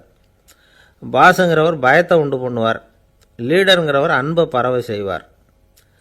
அதை செய்யலைன்னா ஆடிட்டில் தகராறாயிடும், இது செய்யலைன்னா இன்க்ரிமெண்ட்டு கட் ஆகிடும், இப்படி ஏதாவது சொல்லி பயமுறுத்திக்கிட்டே இருப்பார் அவர். இவர் அப்படி இல்லை. உடம்பு இப்படி இருக்குது, வீட்டில் எல்லோரும் சௌக்கியமாக இருக்கிறாங்களா, ஆஃபீஸில் எல்லாம் வசதியாக இருக்குதா, நான் ஏதாவது உதவி செய்யணுமா அப்படின்னு அன்புக்கு முக்கியத்துவம் கொடுப்பார். பாஸுங்கிறவர் எதுக்கெடுத்தாலும் நான் சொல்லிகிட்டு இருப்பார், லீடருங்கிறவர் நாமன்னு சொல்லிகிட்டு இருப்பார். பாஸுங்கிறவர் தப்புக்கு காரணம் யாருன்னு பார்ப்பார், லீடருங்கிறவர் தப்பு என்னன்னு பார்ப்பார். இதுதான் ரெண்டு பேருக்கு வித்தியாசம். The boss shows who is wrong, the leader shows what is wrong அப்படின்னு சொல்லுவாங்க. இந்த காரியம் எப்படி செய்யப்பட்டிருக்கு அப்படின்னு தெரிஞ்சுக்கிறவர் பாஸ். இந்த காரியத்தை எப்படி செய்யணும்னு செஞ்சு காட்டுறவர் லீடர். பாஸுங்கிறவர் பணியாளர்களை திட்டுவார், லீடர் வந்து மரியாதைக்குரியவராக நடத்துவார், அதுக்குரியவராக அவர் நடந்துக்குவார். செய்கிற வேலையை ஒரு சுமையாக நினைக்க வைக்கிறவர் பாஸ், செய்கிற வேலையை ஒரு சந்தோஷமாக ஆக்கிறவர் லீடர். ஒரு முதலாளியாக இருக்கிறவர் அல்லது ஒரு நிர்வாகியாக இருக்கிறவர் இது மாதிரியான நுணுக்கங்களையெல்லாம் தெரிஞ்சு வச்சுக்கிறது நல்லது. ஒரு பாஸ் இருக்கார், அவர் ஒரு நாள் ரொம்ப பெருமையாக தன்னோட ஆஃபீஸை பற்றி பேசிக்கிட்டு இருந்தார். எனக்கு கீழே 200 பேர் வேலை செய்கிறாங்க சார், நான் ஒரு கோடு கிழிச்சா அவங்க அதை தாண்டாத அளவுக்கு நான் நடந்துக்கிறேன் சார் அப்படின்னார் அவர். அது எப்படி முடியுது உங்களால் அப்படின்னு கேட்டோம். நான் கோடே கிழிக்கிறதில்ல சார் அப்படின்னார். என்ன சார் உங்கள் பையன் என்ன செஞ்சுக்கிட்டு இருக்கிறான் இப்போது அப்படின்னு கேட்டார் ஒருத்தர். அடிக்கடி கண்ணாடி முன்னாடி நின்று அழகு பார்த்துக்கிட்டு இருக்கிறான் சார் அப்படின்னார் அப்பா. இளம் பருவம் இப்படி தான் இருக்கும், அதையெல்லாம் சாதாரணமாக நினச்சிடாதீங்க அப்படின்னார் அவர். என்ன சார் சொல்கிறீங்க, கண்ணாடி முன்னாடி நின்றுக்கிட்டு நேரத்தை வீணாக்கிக்கிட்டு இருக்கான், அதை ஒரு பெரிய விஷயமாக நான் நினைக்கணுமா அப்படின்னார் இவர். இளம் பருவத்தில் இளைஞர்களுக்கும் சின்ன பொண்ணுங்களுக்கும் அடிக்கடி கண்ணாடியில் பார்க்கணும்னு தோணும். அது வெறுமனே அழகு பார்க்குறது மட்டும் இல்லை, அவங்க தங்களையே தேடி கண்டுபிடிக்கிற ஒரு முயற்சி அது. இது ஒரு மனோதத்துவ விளைவு. இது வரைக்கும் வந்து சின்ன பிள்ளையாக இருந்துட்டோம், இனிமேல் நாமளும் மற்றவங்க மாதிரி மனிதர்கள் தான் அப்படிங்கிற உணர்வு அவங்களுக்கு வருது. தங்களோட முகம் எப்படி இருக்குது, அழகு எப்படி இருக்குது, உடம்பு நேரம் எப்படி இருக்குது, முடி எப்படி இருக்குது அப்படிங்கிறதையெல்லாம் கண்டுபிடிக்கிறாங்க. அதுக்கப்புறம் இன்னொரு ஆணோ பொண்ணோ தன்னை கவனிக்கணும் அப்படின்னு நினைக்கிறாங்க. இதெல்லாம் மனோதத்துவ உண்மைகள், இதெல்லாம் இயற்கை. இதை பார்த்துட்டு பெற்றவங்க வந்து பிள்ளைங்க கெட்டு போட்டாங்க அப்படின்னு நினைக்கக்கூடாது, அவங்கள திட்டிக்கிட்டே இருக்கக்கூடாது. இன்றைக்கி பல குடும்பங்களில் இதுதான் நடந்துக்கிட்டு இருக்குது. மனுஷ வாழ்க்கையிலேயே இப்படியும் இல்லாத அப்படியும் இல்லாத ஒரு பருவம் வந்து இளம் பருவம். 13லேருந்து 19 வயசுக்கு உட்பட்ட ஆண்கள் பெண்கள் இந்த வகையை சேர்ந்தவங்க, டீனேஜ் குரூப். இவங்கள சின்னவங்கன்னு நினச்சிட முடியாது, பெரியவங்கன்னு நினச்சிட முடியாது. இவங்க ரொம்ப சென்சிட்டிவ். சமூகம் நினச்சா இவங்களை வந்து நல்லவங்களாகவும் ஆக்கலாம், கெட்டவங்களாகவும் ஆக்கலாம். கொஞ்சம் அக்கறை எடுத்துக்கிட்டால் பெரிய பெரிய மேதைகளையும் விஞ்ஞானிகளையும் உருவாக்கலாம். ஆனால் நடக்கிறது என்ன தெரியுமா, அநேகமாக இவங்களை யாருமே சரியாக புரிஞ்சுக்கிறது இல்லை, இவங்களை சரியாக நடத்துறதும் இல்லை. இது வரைக்கும் நாம் சொல்கிறத கேட்டுக்கிட்டு இருந்தான், இப்போல்லாம் அவன் இஷ்டத்துக்கு நடக்க ஆரம்பிச்சுட்டான் அப்படின்னு வருத்தப்படுற பெற்றோர்கள் அதிகம். இது வருத்தப்படுற விஷயம் இல்லை, சந்தோஷப்பட வேண்டிய விஷயம். உங்கள் புள்ள வந்து சொந்தமாக யோசிக்க ஆரம்பிக்கிறதும் நடந்துக்க ஆரம்பிக்கிறதும் ஒரு தப்பான விஷயமா? அவன் கடைசி வரைக்கும் உங்கள் பேச்சையே கேட்டுக்கிட்டு இருக்கணுங்கிறது என்ன நியாயம்? இன்றைக்கி இளைஞர்களை வந்து பெரியவங்க தப்பாக புரிஞ்சுக்கிட்டு தவறாக நடத்துறதுனால தான் அவங்களுக்கு வெறுப்பு, எரிச்சல், மனக்கசப்பு எல்லாம் உண்டாகுது. பெற்றவங்க சரியாக மதிக்கிறது இல்லை அப்படிங்கிற ஒரே காரணத்தினாலேயே வீணாக போகிற பிள்ளைங்க இன்றைக்கி அதிகம். சரி, பெற்றவங்களுக்கு இன்றைக்கி என்ன தான் புத்தி சொல்ல வர்றீங்க அப்படின்னு கேட்குறீங்களா? நாம் எதையும் சொல்ல வரல, ஆனால் அது சம்பந்தமான சில நிபுணர்கள் சொல்லியிருக்கிறத உங்கள் காதில் போட்டு வைக்கலாம். அது என்னென்னா, பிள்ளைங்க கிட்ட அன்பு செலுத்துங்க. குழந்தையாக இருந்தப்போ எவ்வளவு பாசமாக இருந்தீங்க, வளர வளர அதை ஏன் குறைச்சிக்கிறீங்க? பெற்றவங்களின் அன்பான வார்த்தைகளுக்கு ஏங்குறவங்க தான் இன்றைய இளைஞர்கள். அவங்க எதை சொன்னாலும் அதை அக்கறையாக காது கொடுத்து கேளுங்க, அலட்சியப்படுத்தாதீங்க. அவங்க விரும்புகிறது உங்கள்கிட்டேருந்து ஒரு மதிப்பு, மரியாதை, அங்கீகாரம், இவ்வளவுதான். அவங்க அவங்களாவே முடிவுகள் எடுக்கட்டும், அதுக்கு நீங்கள் உதவியாக இருங்க, அது போதும். மற்றவங்க முன்னாடி, முக்கியமாக அவங்க நண்பர்கள் முன்னாடி அவங்கள பற்றி மட்டமாக பேசாதீங்க. அவங்கக்கிட்ட பொய் சொல்லக்கூடாது. நீங்கள் சொன்னது பொய்ன்னு தெரிஞ்சு போச்சுன்னா உங்கள் பேரில் அவங்களுக்கு இருக்கிற மதிப்பு போயிடும், நம்பிக்கை போயிடும். அவங்களுக்கு முன்னாடி நீங்கள் சண்டை போடக்கூடாது. உங்கள் பிள்ளைய எப்பவும் இன்னொரு பிள்ளையோட ஒப்பிட்டு பேசுகிற வேலையே வேணாம். கூட பிறந்த மற்றவங்களோட கூட ஒப்பிடக்கூடாது. இப்படி செஞ்சால் அவன் உங்ககிட்டையும் பிரியமாக இருக்க மாட்டான், அவங்ககிட்டையும் பிரியமாக இருக்க மாட்டான். புள்ள எங்கே போகிறான், என்ன பண்ணுறான் அப்படின்னுலாம் வந்து துப்பறிஞ்சிக்கிட்டு இருக்கக்கூடாது. இளைஞர்கள் வந்து தனிமையை விரும்புகிறவங்க. அவங்கள வந்து பெட்டியில் வச்சு மூடி பாதுகாக்கணும்னு நினைக்கக்கூடாது. அவங்கள எப்படி பாதுகாக்கிறது அப்படிங்கிறது அவங்களுக்கே தெரியும். உங்கள் புள்ள எப்படி நடந்துக்கணும்னு நீங்கள் எதிர்பார்க்குறீங்களோ அது மாதிரி நீங்கள் நடந்து காட்டுங்க, அது போதும். ஒரு வீட்டில் அப்பாவும் அம்மாவும் பேசிக்கிட்டு இருக்கிறாங்க. என்னங்க, நம்ம பொண்ணு பெரியவளாயிட்டா, அடிக்கடி கண்ணாடி முன்னாடி போய் நின்றுக்கிட்டு இருக்கிறா, சீக்கிரமாக ஒரு பையனை பார்த்து கல்யாணத்தை முடிக்காமல் இப்படி மசன்னு கல் மாதிரி உட்காந்துருக்குறீங்களே அப்படின்னு சத்தம் போட்டாங்க அந்த அம்மா. அவசரப்படாத, பார்க்குறதுக்கு கண்ணுக்கு அழகாக லட்சணமாக புத்திசாலியாக ஒரு பையன் கிடைக்க வேணாமா, அதுதான் பார்த்துக்கிட்டு இருக்கிறேன் அப்படின்னார் அப்பா. இதுக்கு அந்த அம்மா சொல்கிறாங்க, எங்கள் அப்பா இப்படியெல்லாம் நினச்சிக்கிட்டு இருந்திருந்தா எனக்கு கல்யாணமே ஆயிருக்காது தெரியுமா அப்படின்னாங்களாம். 1816 வருஷம் செப்டம்பர் மாதம் 11ஆம் தேதி பிரான்ஸ் தேசத்தில் உள்ள ஒரு மருத்துவமனை. அங்கே ஒரு இளம் டாக்டர் கொஞ்ச நாளைக்கு முன்னாடி தான் அந்த ஆஸ்பத்திரியில் புதுசாக வேலைக்கு சேர்ந்துருக்கிறார். அவர் பேர் ரெனே லெனக். அவர் அன்னைக்கு காலையில் அந்த மருத்துவமனையில் அப்படியே ரவுண்ட்ஸ் வந்துக்கிட்டு இருக்கிறார். வார்டில் ஒரு படுக்கையில் ஒரு இளம்பெண் படுத்திருக்கிறா. அந்த பொண்ணுக்கு இருதய நோயாக இருக்கலாம்ங்கிறது மற்ற டாக்டர்கள் சந்தேகம். அந்த காலத்துல எல்லாம் ஒருத்தருடைய இருதய துடிப்பை தெரிஞ்சுக்கணும்னா நோயாளியின் மார்பில் டாக்டர் வந்து காதை வச்சு பார்த்து தான் தெரிஞ்சுக்கிறது வழக்கம். ஆனால் இந்த பெண்ணும் வந்து இளம்பெண், அந்த டாக்டரும் புதுசாக சேர்ந்துருக்கிறவர். அதனால் பரிசோதனை பண்ண தயங்கினார். கொஞ்ச நேரம் யோசனை பண்ணார். திடீர்னு ஒரு ஞாபகம் வந்தது அவருக்கு. அதாவது அன்றைக்கி விடியற் காலையில் தோட்டத்தில் அப்படி வாக்கிங் போயிட்டு இருந்தப்போ சின்ன பசங்கள்லாம் ஒரு மரக்கட்டையை வச்சு விளையாடிக்கிட்டு இருந்தாங்களாம். அதை இவர் பார்த்துருக்கிறார். அது என்ன விளையாட்டுனா, ஒரு நீளமான மரப்பலகை, அதில் ஒரு முனையில் ஒரு பையன் தன்னுடைய காதை வச்சுக்கிட்டு இருக்கிறான், மறுமுனையில் இன்னொரு பையன் அந்த மரப்பலகையை ஒரு ஆணியால் கீறிக்கிட்டு இருக்கிறான். ஒரு முனையில் ஆணியால் கீறும் பொழுது மறுமுனையில் காதை வச்சிருக்கிற பையனுக்கு அந்த சத்தம் துல்லியமாக கேட்குது. அந்த டாக்டருக்கு காலையில் பார்த்த இந்த விளையாட்டு ஞாபகத்துக்கு வந்துட்டுது. உடனே என்ன பண்ணார் தெரியுமா? ஒரு நீளமான காகிதத்தை எடுத்தார். அதை அப்படியே உருளை மாதிரி உருட்டினார். ஒரு முனையை அந்த நோயாளியின் மார்பில் இடது பக்கம் வச்சார், இன்னொரு முனையில் தன்னுடைய காதை வச்சார். என்ன ஆச்சரியம்! நோயாளியின் மார்பில் நேரடியாக காதை வச்சு கேட்குறத விட துல்லியமாக கேட்டுது இதய துடிப்பு. இதய துடிப்பு மட்டும் இல்லை, மூச்சு இழுத்து விடுறது, திரவ பொருள்களின் அசைவு, எல்லா சத்தமும் தெளிவாக கேட்குது. கிரேக்க மொழியில் ஸ்டெத்தாஸ் அப்படின்னா மார்பு, ஸ்கோப்பின் அப்படின்னா பார்ப்பதுன்னு அர்த்தம். அதனால் டாக்டர் ரெனே லெனக் தான் கண்டுபிடிச்ச கருவிக்கு ஸ்டெத்தஸ்கோப் அப்படின்னு பேர் வச்சார். அவரே வந்து முதல் மாடலையும் செஞ்சார். அளவு ரொம்ப பெருசாக இருந்தது, சுலபமாக எடுத்துகிட்டு போகிறது கஷ்டம், அது அவ்வளோ கஷ்டமாக இருந்தது அது. அதனால் அவரே அதை அப்புறம் 2 பிரிவாக தயார் பண்ணார். இது 2 துண்டையும் டாக்டர் தன்னோட கோட்டு பாக்கெட்டில் வச்சுக்கலாம், தேவைப்படுறப்ப எடுத்து ஒன்றா சேர்த்துக்கலாம். இப்படி தான் அவர் ஆரம்பத்தில் பண்ணார். தன்னுடைய இந்த கண்டுபிடிப்பை பற்றி அவர் ஒரு புத்தகம் எழுதினார். நிறைய விற்றுது, புகழும் பணமும் சேர்ந்தது. பணமும் புகழும் வந்து சேர்ந்தது மாதிரியே அவருக்கு ஒரு நோயும் வந்து சேர்ந்தது. அது என்ன நோயின்னு கண்டுபிடிக்கிறதுக்கும் அவர் கண்டுபிடிச்ச கருவி தான் உபயோகப்பட்டு தான். அவரே அதை கண்டுபிடிச்சார்.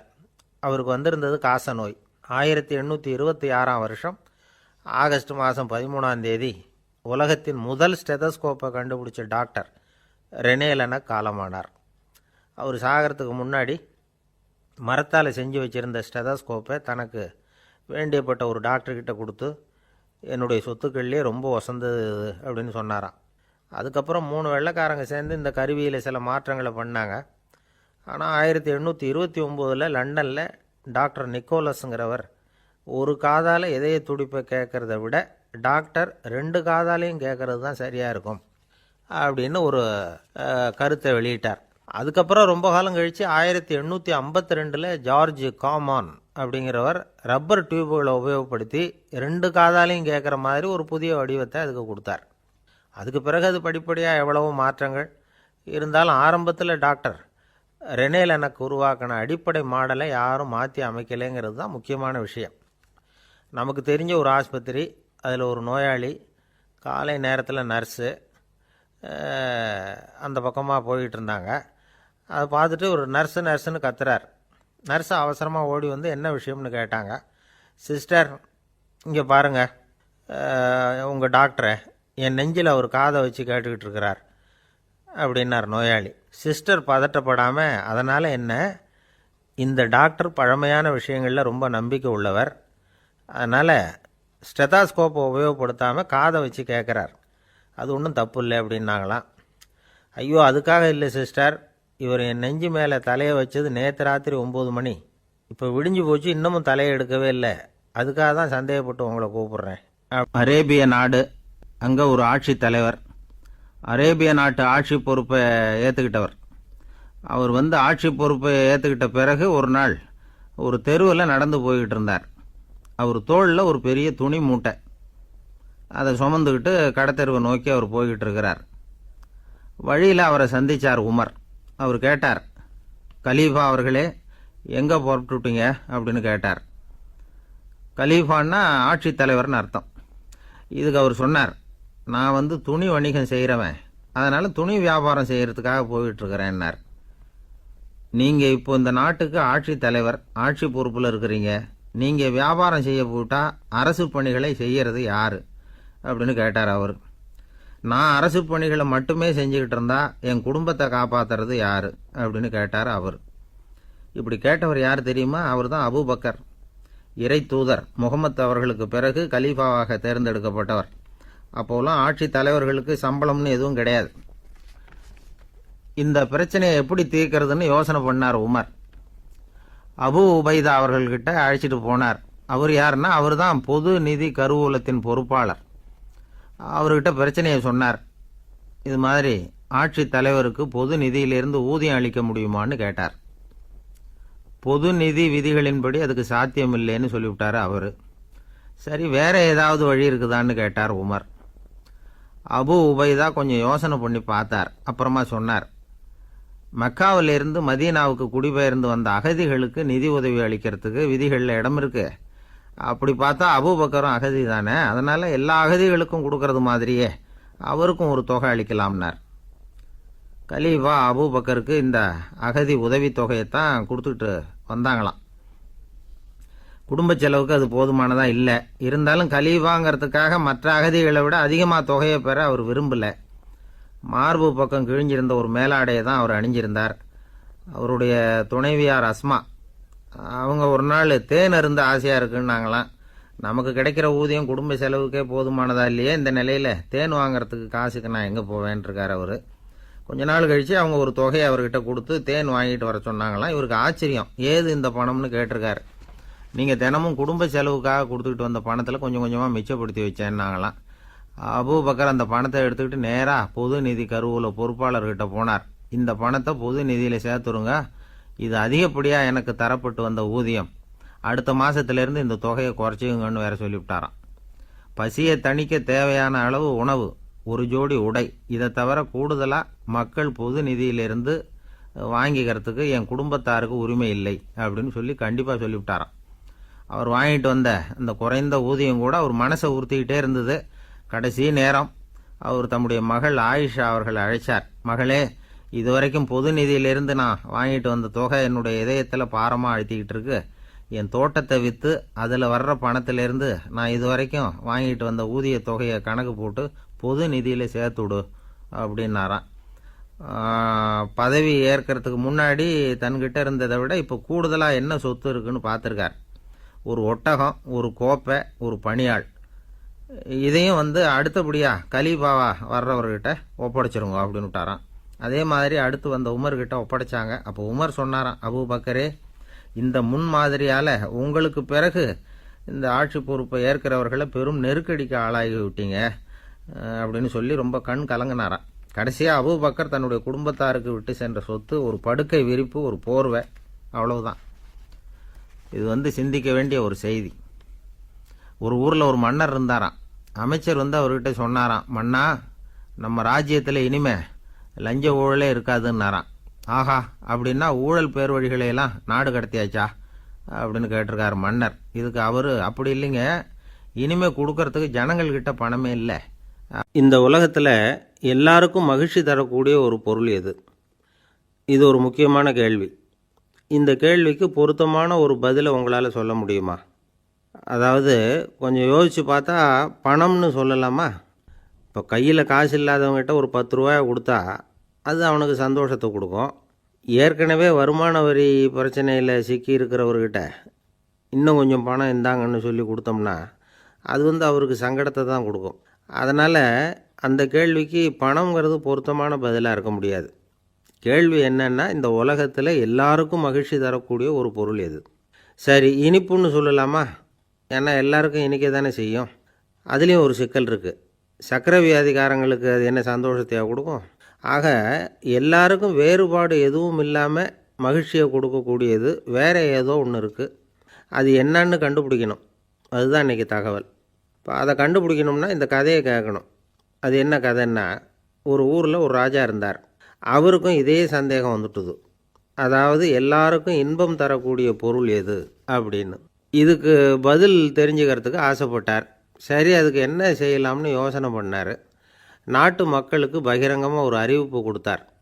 நம்ம நாட்டு மக்கள் இன்பம் தரக்கூடிய பொருள் எதுன்னு நினைக்கிறாங்களோ அதை கொண்டுக்கிட்டு வந்து அரண்மனையில் உள்ள கண்காட்சி மண்டபத்தில் வைக்கலாம். அப்படி அவங்க வைக்கிற பொருள்களில் எது எல்லாருக்கும் இன்பம் தரக்கூடியதாக இருக்குமோ அதை வச்சவருக்கு 1000 பொற்காசுகள் பரிசு அப்படின்னு அறிவிப்பு கொடுத்துட்டார். ஜனங்கள் இந்த அறிவிப்பை கேட்டாங்க. அதுக்கப்புறம் சும்மா இருப்பாங்களா? 1000 பொற்காசுன்னா சும்மாவா? அவங்க கையில் என்னென்ன கிடைச்சதோ அதையெல்லாம் கொண்டாந்து அரண்மனை காட்சி மண்டபத்தில் வச்சுட்டாங்க. அதுக்கப்புறமா ராஜா அங்கே வந்தார். ஒவ்வொன்றா பார்த்துக்கிட்டே வந்தார்.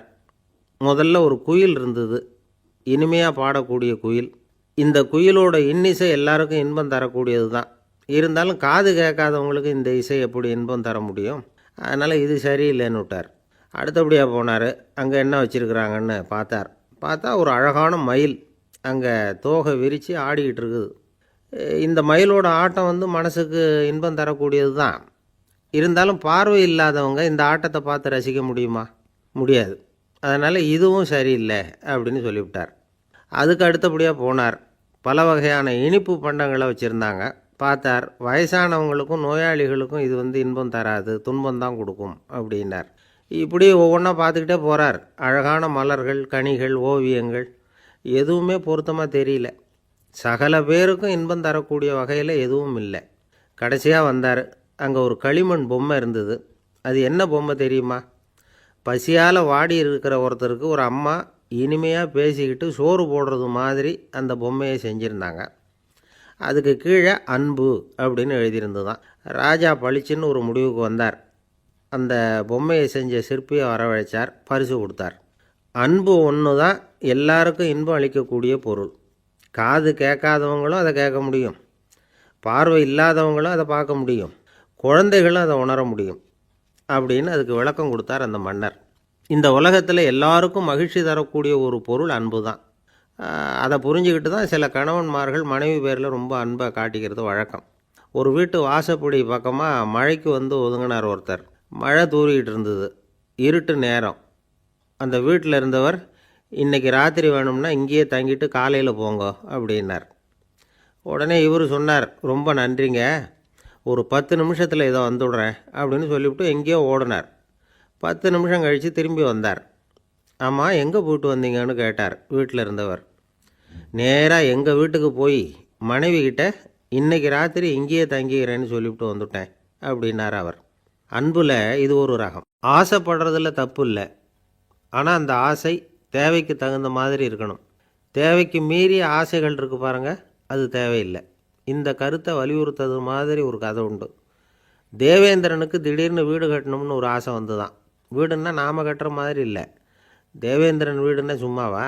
ஒரு பிரம்மாண்டமான அரண்மனை கட்டணும். அது மாதிரி இந்த 3 லோகத்துலேயும் ஒரு அரண்மனை கிடையாது அப்படின்னு எல்லாரும் சொல்லணும். இது அவனோட ஆசை.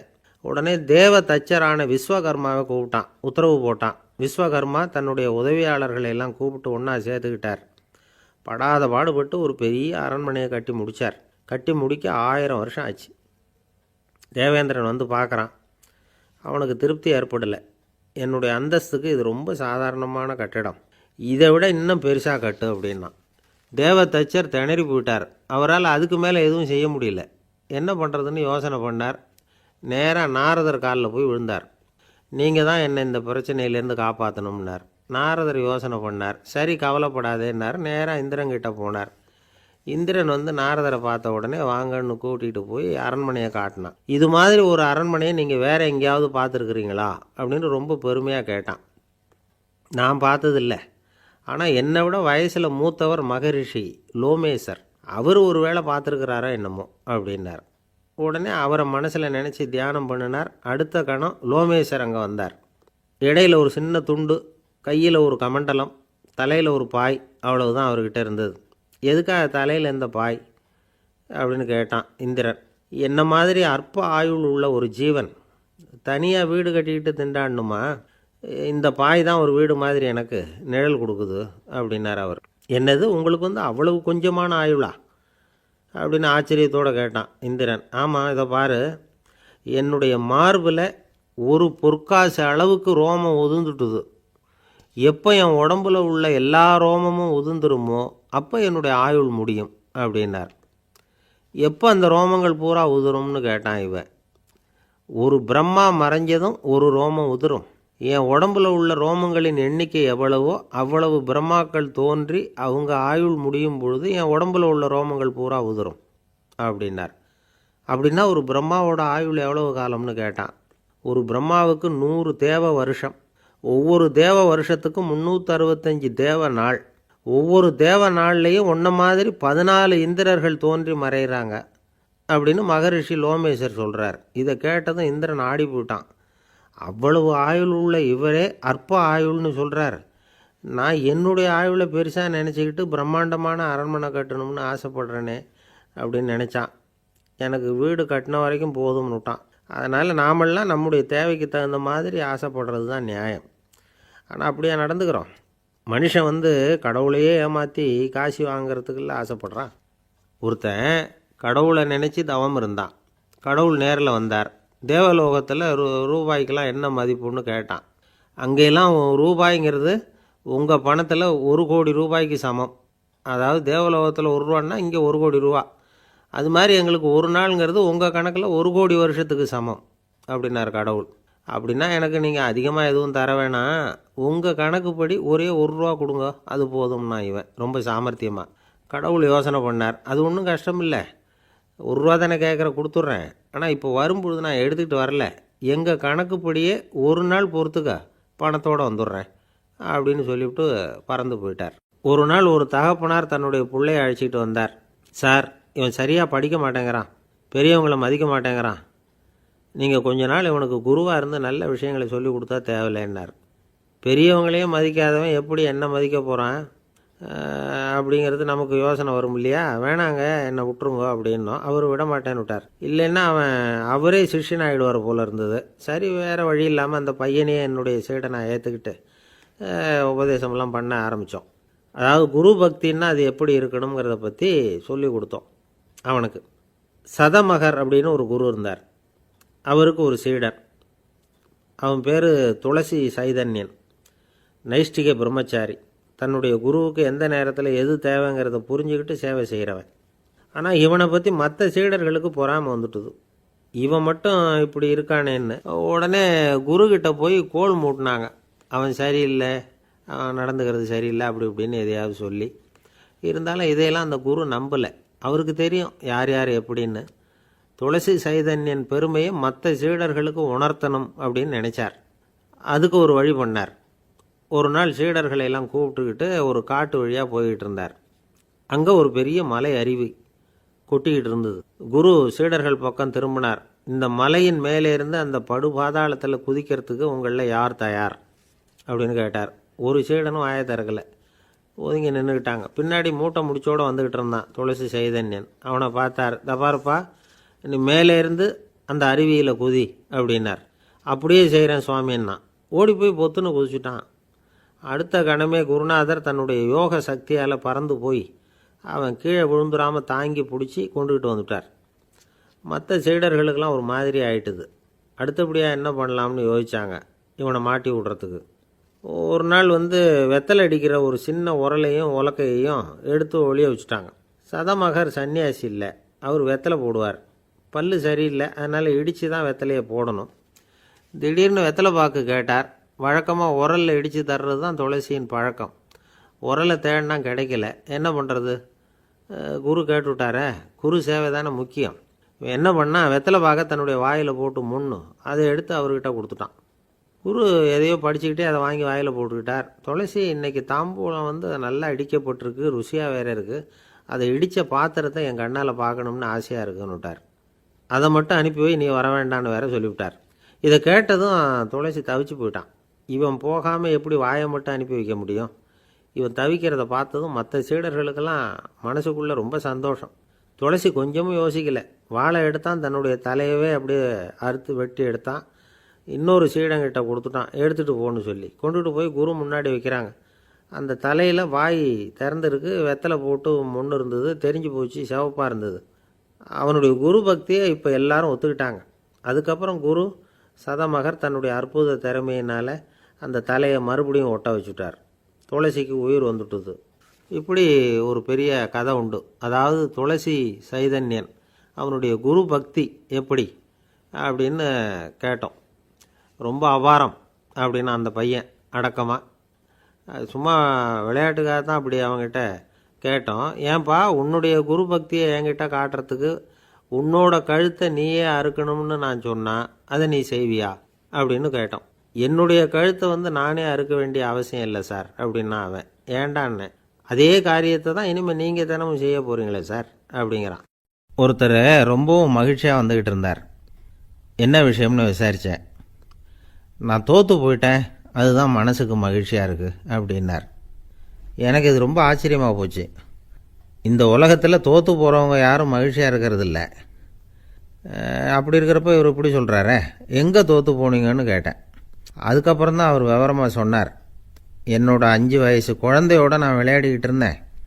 அந்த விளையாட்டில் என் குழந்தை ஜெயிச்சு விட்டுது, நான் தோற்று போயிட்டேன் அப்படின்னார் ரொம்ப உற்சாகமாக. நான் யோசித்து பார்த்தேன். அதாவது நாம் சின்ன குழந்தையாக இருக்கிறப்போ எந்த விளையாட்டில் கலந்துக்கிட்டாலும் அதில் நாம் தான் ஜெயிக்கணும்னு ஒரு வெறி நமக்குள்ளே இருக்கும். நம்மளை எதிர்த்து விளையாடுறவர் நல்லவரா கெட்டவரா, பெரியவரா சின்னவரா அப்படிங்கிறதெல்லாம் முக்கியம் கிடையாது. அவர் தோற்று போகணும், நாம் ஜெயிக்கணும், அதுதான் முக்கியம். எதிரியை சந்தோஷப்படுத்த விளையாடுகிற கலை அப்போ நமக்கு தெரியறதில்ல. வாழ்க்கையில் ஒரு பக்குவம் வந்ததுக்கு அப்புறம் வெற்றி பெறணுங்கிற மன அழுத்தம் போயிடுது. போட்டியில் ஜெயிக்கணுங்கிறத விட குழந்தையை சந்தோஷப்படுத்தணுங்கிறது முக்கியமாக போச்சு. ஜெயிக்கணுங்கிற வெறி ஓடி போட்டுது. ஒரு குழந்தையாக இருந்தப்போ நம்ம வளர்ச்சிக்கு உதவிய வெறி பெரியவனானதுக்கு பிறகு நமக்கு எதிரியாக மாறுது. அதை சரியான சமயத்தில் நாம் புரிஞ்சுக்கிட்டோம்னா போதும், நாம் பொழைச்சிக்கலாம். ஒவ்வொரு மனுஷனுமே வாழ்க்கையோட அடுத்த கட்ட வளர்ச்சியில் அடி எடுத்து வைக்கிற நேரத்தில் தன்கிட்ட இருந்து ஏதோ ஒரு குணத்தை அல்லது தன்குடன் இருந்த ஏதோ ஒரு உறவை நாம் இழக்கத்தான் வேண்டியிருக்குது. ஒரு கட்டம் வரைக்கும் உதவியாக இருந்த குணம் அடுத்த கட்டத்துக்கு தடையாக கூட மாறிடலாம். இந்த பரிமாண மாற்றத்துக்கு உள்ளாகிற ஒவ்வொருத்தரும் பிரத்யட்சமாக இதை உணர்றாங்க. ஆனால் பல பேர் எப்படின்னா பழசை திறந்துவிட்டு புதிய கொள்கைகளை உருவாக்கிக்கிறதுக்கு இஷ்டம் இல்லாமல் இருந்துடுறாங்க, அல்லது அப்படி செய்ய முடியாமல் தவிக்கிறாங்க. இதையெல்லாம் மீறி அந்த பழசை திறந்துட்டா அதை இழந்ததால் உண்டாகிற மன அழுத்தம் சில காலத்துக்கு வருத்திக்கிட்டு தான் இருக்கும், வேறு வழி இல்லை. ஆரோக்கியமான ஒரு முன்னேற்றத்துக்காக அந்த மன அழுத்தத்தை தாங்கிக்கத்தான் வேணும் அப்படிங்கிறாரு அந்த உலக புகழ்பெற்ற மேதை ஒருத்தர், இந்த ஸ்காட் பெக் அப்படிங்கிறவர். பிறந்த நாள் முதல் இதுதான் சரி அப்படின்னு கற்பிக்கப்பட்டு வந்த ஒவ்வொரு தத்துவத்தையும் தங்களுடைய வளர்ச்சிக்கு தகுந்த மாதிரி மாற்றி அர்த்தப்படுத்தி கொள்ள முடியாமல் வாழ்க்கை சூழலில் அப்படியே அரைப்பட்டு தூளாகிறவர்கள் தான் ரொம்ப தவிக்கிறாங்களாம். இதுதான் அவருடைய கருத்து. பெரும்பாலும் மனிதர்களுடைய நடுத்தர வயசில், அதாவது 30 தாண்டுகிற சமயத்தில் தான் இந்த தவிப்பு உண்டாகுதான். இதை தான் மேற்கத்திய நாடுகளில் அடிக்கடி மிட் லைஃப் கிரைசிஸ் அப்படின்னு சொல்கிறாங்க. அப்பப்போ பழசையெல்லாம் தொலைச்சி விட்டு புதுசாக பிறக்கிறதுக்கு கற்றுக்கணும். ஒவ்வொரு நிமிஷத்தையும் அந்த நிமிஷத்துக்கு ஏற்ற சித்தாந்தம் கொண்டவர்களாக சந்திப்போம் அப்படிங்கிறார் அந்த உளவியல் நிபுணர். இப்படி பழகிக்கிட்டால் வாழ்க்கை இன்பமயம், இல்லைன்னா தவிப்பு மயம்தான். பழசை தொலைக்க முடியாதவர்களில் எத்தனையோ பேர் உண்டு, எத்தனையோ ரகம் உண்டு. அதில் வேடிக்கையான நண்பர்களும் உண்டு. ஒருத்தர் நண்பர் வீட்டுக்கு போனார். அவர் ஏதோ இனிப்பு பலகாரம் கொடுத்து சாப்பிட சொல்லியிருக்கிறாங்க அவங்க வீட்டில்.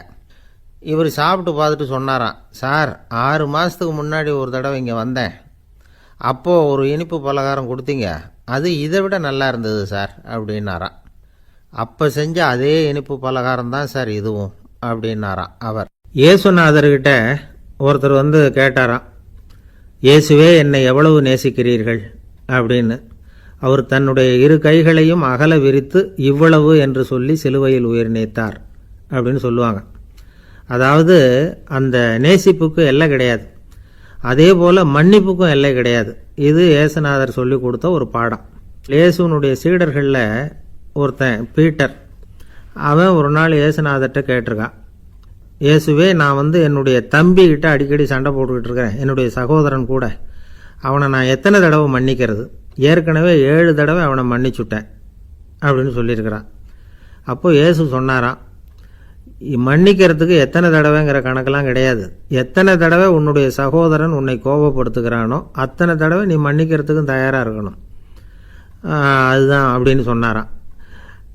அப்போ இவனுக்கு ஒன்றும் புரியல, இது என்ன அவன் தப்பு பண்ணிக்கிட்டே இருப்பான், நாம் மன்னிச்சுக்கிட்டே இருக்கிறதா அப்படிங்கிறது மாதிரி குழப்பமாக இருந்திருக்கிறான். அப்போது இயேசுநாதர் தன்னுடைய சீடன் பீட்டர்கிட்ட ஒரு கதை சொன்னாராம். அந்த கதை இன்றைக்கு நாம் எல்லாரும் சிந்தித்து பார்க்க வேண்டிய ஒரு கதை. அதாவது மன்னிப்பை விரும்புகிறவர்கள் மன்னிக்கவும் தயாராக இருக்க வேண்டும் அப்படிங்கிறது தான் அந்த கதையினுடைய தத்துவம். அந்த இயேசுநாதர் சொன்ன கதை என்னென்னா, ஒரு மன்னர் இருந்தார். அவர் ஒரு நாள் அரண்மனையில் உட்காந்து கணக்கு வழக்குகள்லாம் பார்த்துக்கிட்டு இருந்தார். நம்ம அரண்மனையிலேருந்து யார் யார் அரசாங்க கடன் வாங்கியிருக்கிறாங்க, யார் யார் திருப்பி செலுத்தியிருக்கிறாங்க அப்படிங்கிற விவரத்தையெல்லாம் பார்த்துக்கிட்டு இருந்தார். அப்போ தான் புரிஞ்சுது, அந்த அரண்மனையில் வேலை செய்கிற ஒருத்தனே அரசாங்க கடன் வாங்கியிருக்கிறான். எவ்வளவு? 10,000 பொற்காசுகள் வாங்கியிருக்கான் கடன். இந்த 10,000 பொற்காசுகளை திருப்பி செலுத்தலை அரசாங்கத்துக்கு. இது மன்னர் கவனத்துக்கு வந்தது.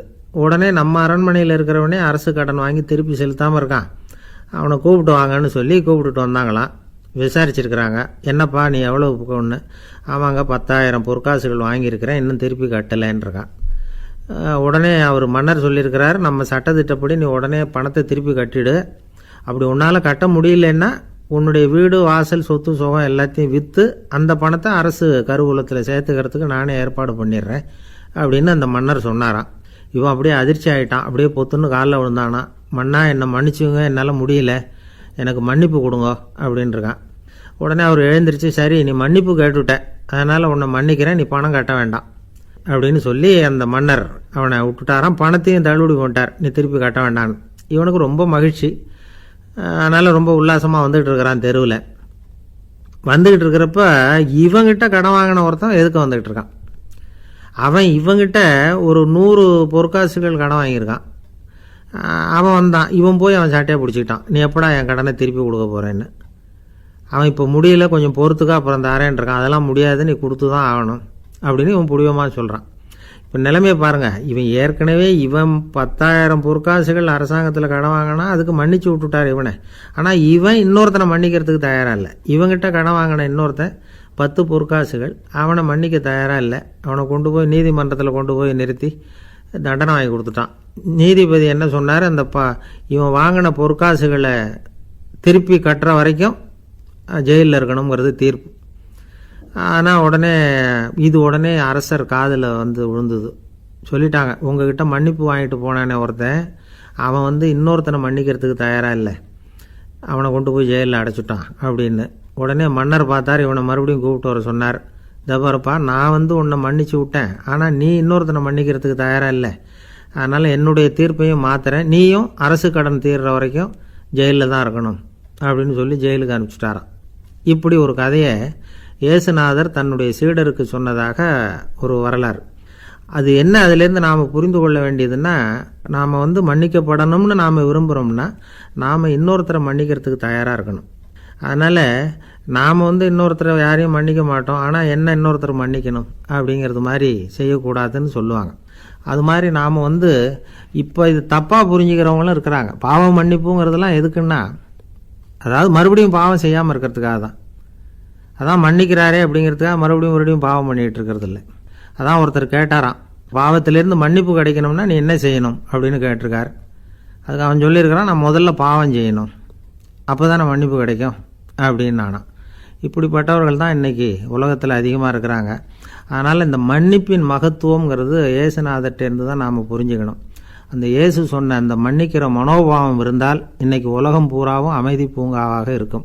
அதில் ஒன்றும் ஆச்சரியமே இல்லை, அதில் ஒன்றும் சந்தேகமும் இல்லை. அதனால் மன்னிக்கிற மனோபாவத்தை நாம் எல்லாரும் நமக்குள்ளே வளர்த்து கொள்ள வேண்டும் அப்படிங்கிறது தான் நாம் இன்றைக்கு எல்லோரும் சிந்தித்து பார்க்க வேண்டிய ஒரு செய்தி. ஒரு வயசான அம்மா தெரு வழியாக போயிட்டு இருந்தாங்க. அவங்க கையில் எண்ணத்தையோ வச்சுக்கிட்டு அதை அடிக்கடி பார்த்துக்கிட்டே இருந்தாங்க. ஒருத்தன் மெதுவாக அவங்கக்கிட்ட போய் கையில் இருக்கிறது என்ன அப்படின்னு எட்டி பார்த்தா அவங்க கையில் 4 பல் இருந்துதான். இவன் ஆச்சரியமாக அந்த அம்மாவை பார்த்தான். ஏம்மா உனக்கு என்ன பைத்தியமா, ஏது இந்த பல், இதை என்னத்துக்காக கையில் வச்சுக்கிட்டு அலைஞ்சிக்கிட்டு இருக்கிற அப்படின்னு கேட்டிருக்கான். அதுக்கு அந்த அம்மா விவரம் சொல்ல ஆரம்பித்தாங்களாம். இதை பாருப்பா, எனக்கு ஒரு மகன் இருந்தான், அவனை ரொம்ப செல்லமாக வளர்த்தேன். அவனை தரையிலேயே நடக்க விடுறதில்ல, எப்பவும் தூக்கி வச்சுக்கிட்டு இருப்பேன். அவன் நல்லா பெரியவனாகி பள்ளிக்கூடம் போகிறப்ப கூட அவன் புஸ்தக மூட்டையை நான் தான் சுமந்துக்கிட்டு போவேன். பார்க்குறவங்க கூட கேலி பண்ணுவாங்க, ஏம்மா படிக்க போகிறது நீயா உன் பிள்ளையான்னு கேட்பாங்க. அவன் இன்றைக்கி எவ்வளவோ பெரிய மனுஷன் ஆகிட்டான், வெளிநாட்டில் பெரிய உத்தியோகத்தில் இருக்கான். சமீபத்தில் இங்கே வந்துட்டு போனான். ஒரு நாள் ஏதோ கோபத்தில் என்ன அரைஞ்சுட்டான். அப்போ இந்த 4 பல்லும் கீழே விழுந்துட்டுது. இன்னமும் கூட விழுந்திருக்கும், ஆனால் பல்லு தான் இல்லை. என் புள்ள அரைஞ்சதுனால விழுந்த பல்லு இல்லையா அது. அதனால் இதை எப்பவும் என் கையிலேயே வச்சுக்கிட்டு ஆசையோடு பார்த்துக்கிட்டு இருக்கிறேன். அவன் தான் வெளிநாட்டுக்கு போட்டான், அவனை பார்க்க முடியாத ஏக்கத்தை நான் இந்த பல்லை பார்த்து போக்கிக்கிறேன் அப்படின்னு நாங்களாம் அந்த அம்மா. இந்த கதை எதுக்காகன்னா, தாய் அன்பு அப்படிங்கிறது எப்படிப்பட்டதுங்கிறத புரிஞ்சுக்கிறதுக்காக. கல்யாணம் ஆனதுக்கப்புறம் தாயை மறந்து விட்றவங்க எத்தனை பேர் இந்த உலகத்தில்? அவங்க காதில் வேணுங்கிறதுக்காக தான் இந்த தகவல். ஆனால் ஒரு விஷயம் மட்டும் நல்லா புரிஞ்சுக்கணும். தாயை மதிக்க தெரிஞ்சவங்க தான் இன்றைக்கி வாழ்க்கையில் எல்லா விதத்துலேயும் முன்னுக்கு வந்திருக்கிறாங்க. வேணும்னா விசாரித்து பார்த்துக்குங்க. இன்னொரு அம்மா இருந்தாங்க. அவங்க தினமும் ஒரு கோயிலுக்கு வருவாங்க. சாமியை பார்த்து, கடவுளே நான் இறந்து போனால் நரகத்துக்கு போகணும் அப்படின்னு வேண்டிக்குவாங்களாம். எல்லோரும் சொர்க்கத்துக்கு போகணும்னு தானே கடவுள்கிட்ட வேண்டிக்குவாங்க. இந்த அம்மா தினம் நான் நரகத்துக்கு போகணும் அப்படின்னு வேண்டிக்கிறாங்க. அங்கேருந்து அர்ச்சகருக்கு இது சந்தேகம். ஒரு நாள் அதை நேரடியாகவே அவங்கக்கிட்ட கேட்டுவிட்டார். அதுக்கு அந்த அம்மா பதில் சொன்னாங்களாம், ஐயா, எனக்கு கல்யாணம் ஆகி ரொம்ப நாள் வரைக்கும் குழந்தை பாக்கியம் இல்லாமல் இருந்தது. கோயில் குளம் எல்லாம் சுற்றி வந்தேன். ரொம்ப நாள் கழித்து ஒரு குழந்தை பிறந்தது, ஆண் குழந்தை. அவனை நான் ரொம்ப செல்லம் கொடுத்து வளர்த்தேன். அதோட விளைவு என்ன ஆச்சுன்னா, அவன் ரொம்ப மோசமாக ஆயிட்டான். கெட்ட பழக்க வழக்கம்லாம் கற்றுக்கிட்டான். அவன் இறந்து போனால் நிச்சயம் அவனுக்கு நரகம்தான் கிடைக்கும். அந்த அளவுக்கு கெட்டவன் அவன். அப்படிப்பட்ட காரியங்கள்லாம் பண்ணிகிட்ருக்கான், எனக்கு தெரியும். இவனுக்காக நரகத்தில் கூட யாரும் தயவு காட்ட மாட்டாங்க, தாட்சண்யம் காட்ட மாட்டாங்க. அதனால் இவனுக்கு முந்தி நான் இறந்து நரகத்துக்கு போயிட்டா அங்கே இவனை கவனிச்சிக்கலாமே, இவனுக்கு பணிவிடை செய்யலாமேன்னு பார்க்குறேன் அப்படின்னு நாங்களாம். அதனால தான் நான் நரகத்துக்கு போகணும்னு தினம் ஆண்டவனை வேண்டிகிட்டு இருக்கிறேன் அப்படின்னு கண்கலங்கி அந்த அம்மா சொன்னாங்களாம். அதுதான் தாய் உள்ளம்ங்கிறது. தாயின் பெருமையை சரியாக உணர்ந்துட்டா அவங்களுக்கு எப்பவும் எந்த கஷ்டமும் வராது. இது ஏதோ உபதேசத்துக்காக சொல்கிற வார்த்தை இல்லை, உண்மையான வார்த்தை. இந்த விவரத்தையெல்லாம் நண்பர் ஒருத்தர்கிட்ட சொல்லிகிட்டு இருந்தேன். அவர் கொஞ்ச நாள் கழித்து என்னை தேடி வந்தார். அவர் கையிலேயே 4 பல்லு வச்சுருந்தார். என்னங்க ஆச்சு, ஏதுங்க இந்த பல்லு அப்படின்னு விசாரித்தோம். உங்கள் உபதேசத்தை கேட்டுவிட்டு இந்த உலகத்தில் எல்லாரையும் தாயாக நினைக்க ஆரம்பிச்சிட்டேன். ஒரு அம்மாவை கடத்தரில் பார்த்து தாயேன்னு கூப்பிட்டேன். அவங்க உடனே பலார்னு என்னை அரைஞ்சிட்டாங்க, பல்லு விழுந்துட்டுது. அதை தான் பொறுக்கி எடுத்துக்கிட்டு நேராக உங்களை தேடி வந்துக்கிட்டு இருக்கிறேன்னார். தாயேன்னு தானே கூப்பிட்டீங்க, அதுக்கு ஏன் அரைஞ்சாங்க அப்படின்னு கேட்டோம். நான் தாயேன்னு கூப்பிட்டது அவங்க காதில் நாயேன்னு விழுந்துட்டு தான், அதுதான் இப்படி ஆயிட்டுது அப்படின்னார். ஊருக்கு வெளியில் அமைதியான ஒரு இடம், அங்கே ஒரு ஆசிரமம், அங்கே ஒரு சாமியார். அவர் தினமும் நல்ல போதனைகள்லாம் செய்வார். பல பேர் போய் அங்கேயே சில நாள் தங்கி இருந்து அவர் சொல்கிற அறிவுரைகளை எல்லாம் கேட்டுக்கிட்டு வர்றது வழக்கம். ஒரு தடவை அவரை பார்த்துட்டு போகிறதுக்காக 3 வெளியூர் தம்பதிகள் வந்தாங்களாம். அந்த மடத்திலேயே சாப்பிட்டுக்கிட்டு தங்கி இருந்து அவங்களுடைய போதனைகளை கேட்டுக்கிட்டு போகணுங்கிறது அவங்க நோக்கம். காலையில் குளிச்சுட்டு பூஜையில் உட்காந்தார் அந்த சுவாமி. இவங்களும் குளிச்சுட்டு அந்த பூஜையை பார்க்குறதுக்காக அவர் முன்னாடி உட்காந்தாங்க. பூஜை ஆரம்பமாச்சு. சம்பிரதாயப்படி அது ரொம்ப நேரம் நடந்துக்கிட்டே இருக்குது. இவங்களுக்கு நல்ல பசி இருந்தாலும் இந்த நேரத்தில் அதை எப்படி வெளியில் காட்டிக்கிறது? பேசாமல் இருந்தாங்க. அந்த சுவாமி பூஜையை முடித்தார். அதுக்கப்புறம் பேச ஆரம்பித்தார். பேச்சு அருமையாக தான் இருந்தது, அமிர்தமாக தான் இருந்தது. இருந்தாலும் இவங்களுக்கு இருக்கிற வயிற்று பசி அது சரியாக கவனிக்க விடலை. அந்த சுவாமியே இதை கவனித்ததா தெரியல. இவங்களுக்கு மனசுக்குள்ளே ஒரு எண்ணம், உள்ளே சாப்பாடு தயாராகிட்டு இருக்கும் போல இருக்குது. இந்த பேச்சு முடிஞ்சதும் நம்மளை உள்ளே அழைச்சிட்டு போய் சாப்பாடு போடுவாங்கன்னு நினைக்கிறோம் அப்படின்னு இவங்களாம் நினச்சிக்கிட்டாங்க. ஆனால் சுவாமி இதை பற்றி எதுவுமே பேசலை, கண்டுக்கலை. ஒரு அம்மாவால் அதுக்கு மேலே சும்மா இருக்க முடியுமா? முடியல. சாப்பாட்டை கவனிக்கலாமா அப்படின்னு சொல்லி மெதுவாக ஆரம்பித்தாங்க. ஓ, கவனிக்கலாமே அப்படின்னு உள்ளே அழைச்சிட்டு போனார் சுவாமி. இவங்க ரொம்ப அவசரமாக எழுந்திரிச்சு உள்ளே ஓடினாங்க. அங்கே ஒரு மேஜை மேலே ஒரு கிண்ணம் மூடி இருந்தது. ஓ, இதுதான் சாப்பாட்டு மேஜை போல் இருக்குது, இங்கே சாப்பாடு வந்துடும் அப்படின்னு நினச்சாங்க. உடனே போய் சுற்றி உட்காந்துக்கிட்டாங்க. சுவாமி அந்த கிண்ணத்தை எடுத்து அந்த அம்மா கிட்ட கொடுத்தார். அவங்க அதை வாங்கி மூடியை திறந்து பார்க்குறாங்க. உள்ளே ஒரு சாவி இருக்குது. ஓ, சரிதான், இது சமையலறை சாவி போல் இருக்குது. அங்கே போய் அதை திறந்து சாப்பாட்டை நாமே எடுத்துக்கிட்டு இங்கே வச்சுக்கிட்டு சாப்பிட்ணும் போல் இருக்குது அப்படின்னு நினச்சாங்க. சாவி இருக்கு இல்லையா, வாங்க பூட்டின அறையை காட்டுறேன் அப்படின்னு சுவாமி அவங்கள அழைச்சிட்டு போனார், காட்டினார். இவங்க அந்த அறையை ரொம்ப ஆவலோடு திறந்தாங்க. உள்ளே பார்த்தா அங்கே அரிசி, பருப்பு, விதவிதமான காய்கறி எல்லாம் இருக்குது. சமையலுக்கு வேண்டிய மிளகாய், எண்ணெய், பால், தயிர், நெய் இப்படி எல்லாமே இருக்குது. அடுப்பு, விறகு, நெருப்பு போட்டி அது கூட அங்கே இருக்குது. சாப்பாடு தயாராக இருக்கும்னு நினச்சிக்கிட்டு போனால் இப்படி இருக்குதே அப்படின்னு சொல்லி அதை பார்த்ததும் ரொம்ப சோர்ந்து போட்டாங்க அவங்க. சுவாமி என்ன இது சாப்பாடு இல்லையா அப்படின்னாங்க. அதுதான் சாப்பாட்டுக்கு வேண்டிய எல்லாம் இங்கே இருக்குதே, அடுப்பு மூட்டி நீங்கள் தான் அவங்கவுங்க ருசிக்கு தகுந்த மாதிரி சமைச்சிக்கணும். இந்த சன்னியாசிக்கு எப்படி சமைக்க தெரியும் அப்படின்னு கேட்டார் சுவாமி. சாப்பாடு தயாராக இருக்கும்னு நாங்கள் எதிர்பார்த்தோம் அப்படின்னாங்க. நீங்கள் இப்படி சொல்லுவீங்கன்னு நானும் எதிர்பார்த்தேன். இது வரைக்கும் நான் எவ்வளவோ தத்துவம்லாம் எடுத்து சொன்னேன். எல்லாத்தையும் விட இதுதான் அனுபவபூர்வமான தத்துவம். ஆண்டவன் நமக்கு நல்ல மனசை கொடுத்துருக்குறான், நல்ல வாய்ப்புகளையும் தந்திருக்கிறான், அதையெல்லாம் பயன்படுத்திக்கக்கூடிய மூளையையும் சிந்தனையையும் கொடுத்துருக்குறான். அதனால் அடுப்பை தான் நீங்கள் மூட்டணும், அடுப்பை நீங்கள் தான் மூட்டணும், உங்களுக்கு உகந்ததை நீங்கள் தான் சமைச்சு ருசித்து அனுபவிக்கணும். ஆண்டவனே அதை செஞ்சுக்கிட்டு இருக்க மாட்டான் அப்படின்னாரான் அந்த சுவாமி. நம்முடைய வாழ்க்கையில் பல நல்ல பலன்களை பெறுறதுக்கு நாம் தான் முயற்சி பண்ணணும். அதுக்குரிய சூழ்நிலையை தான் ஆண்டவன் கொடுப்பானே தவிர அதை விளக்கிறதுக்காக தான் அந்த சுவாமி அப்படி செஞ்சு காட்டியிருக்கிறார். இது ஒரு பெரியவர் இப்படி ஒரு விளக்கம் கொடுத்தார். அதுக்கப்புறம் அந்த 3 தம்பதிகளும் தெளிவடைஞ்சுட்டாங்களாம். நாம் தெளிவடைகிறது எப்போங்கிறது தான் தெரியல அப்படின்னு பல பேர் இதை கேட்டுட்டு சொல்லிகிட்டு இருக்கிறாங்க. இந்த கதையை நம்முடைய நண்பர் ஒருத்தர்கிட்ட சொன்னேன். அந்த நண்பர் ரொம்ப சந்தோஷப்பட்டார். நீங்கள் சொல்கிறது கரெக்டு சார், ஆனால் நான் அதை விட ஒரு படி மேலே சார். எனக்கெல்லாம் அரிசி பருப்பு இருக்கிற ரூம் எதுன்னு கையை காட்டிட்டா போதும், உடனே கிண்ணத்துலேருந்து சாவியை எடுத்து கொடுக்கணுங்கிற அவசியம்லாம் இல்லை எனக்கு. அப்புறம் எப்படி ரூமை திறந்துருவீங்க அப்படின்னு கேட்டேன். பூட்டை உடச்சி திறந்துருவேன், அதுதான் எனக்கு பழக்கம் அப்படிங்கிறார். ஐயா, என்னுடைய நூல் வெளியீட்டு விழாவுக்கு அவசியம் நீங்கள் வரணும் அப்படின்னு கூப்பிட்டார் ஒருத்தர்.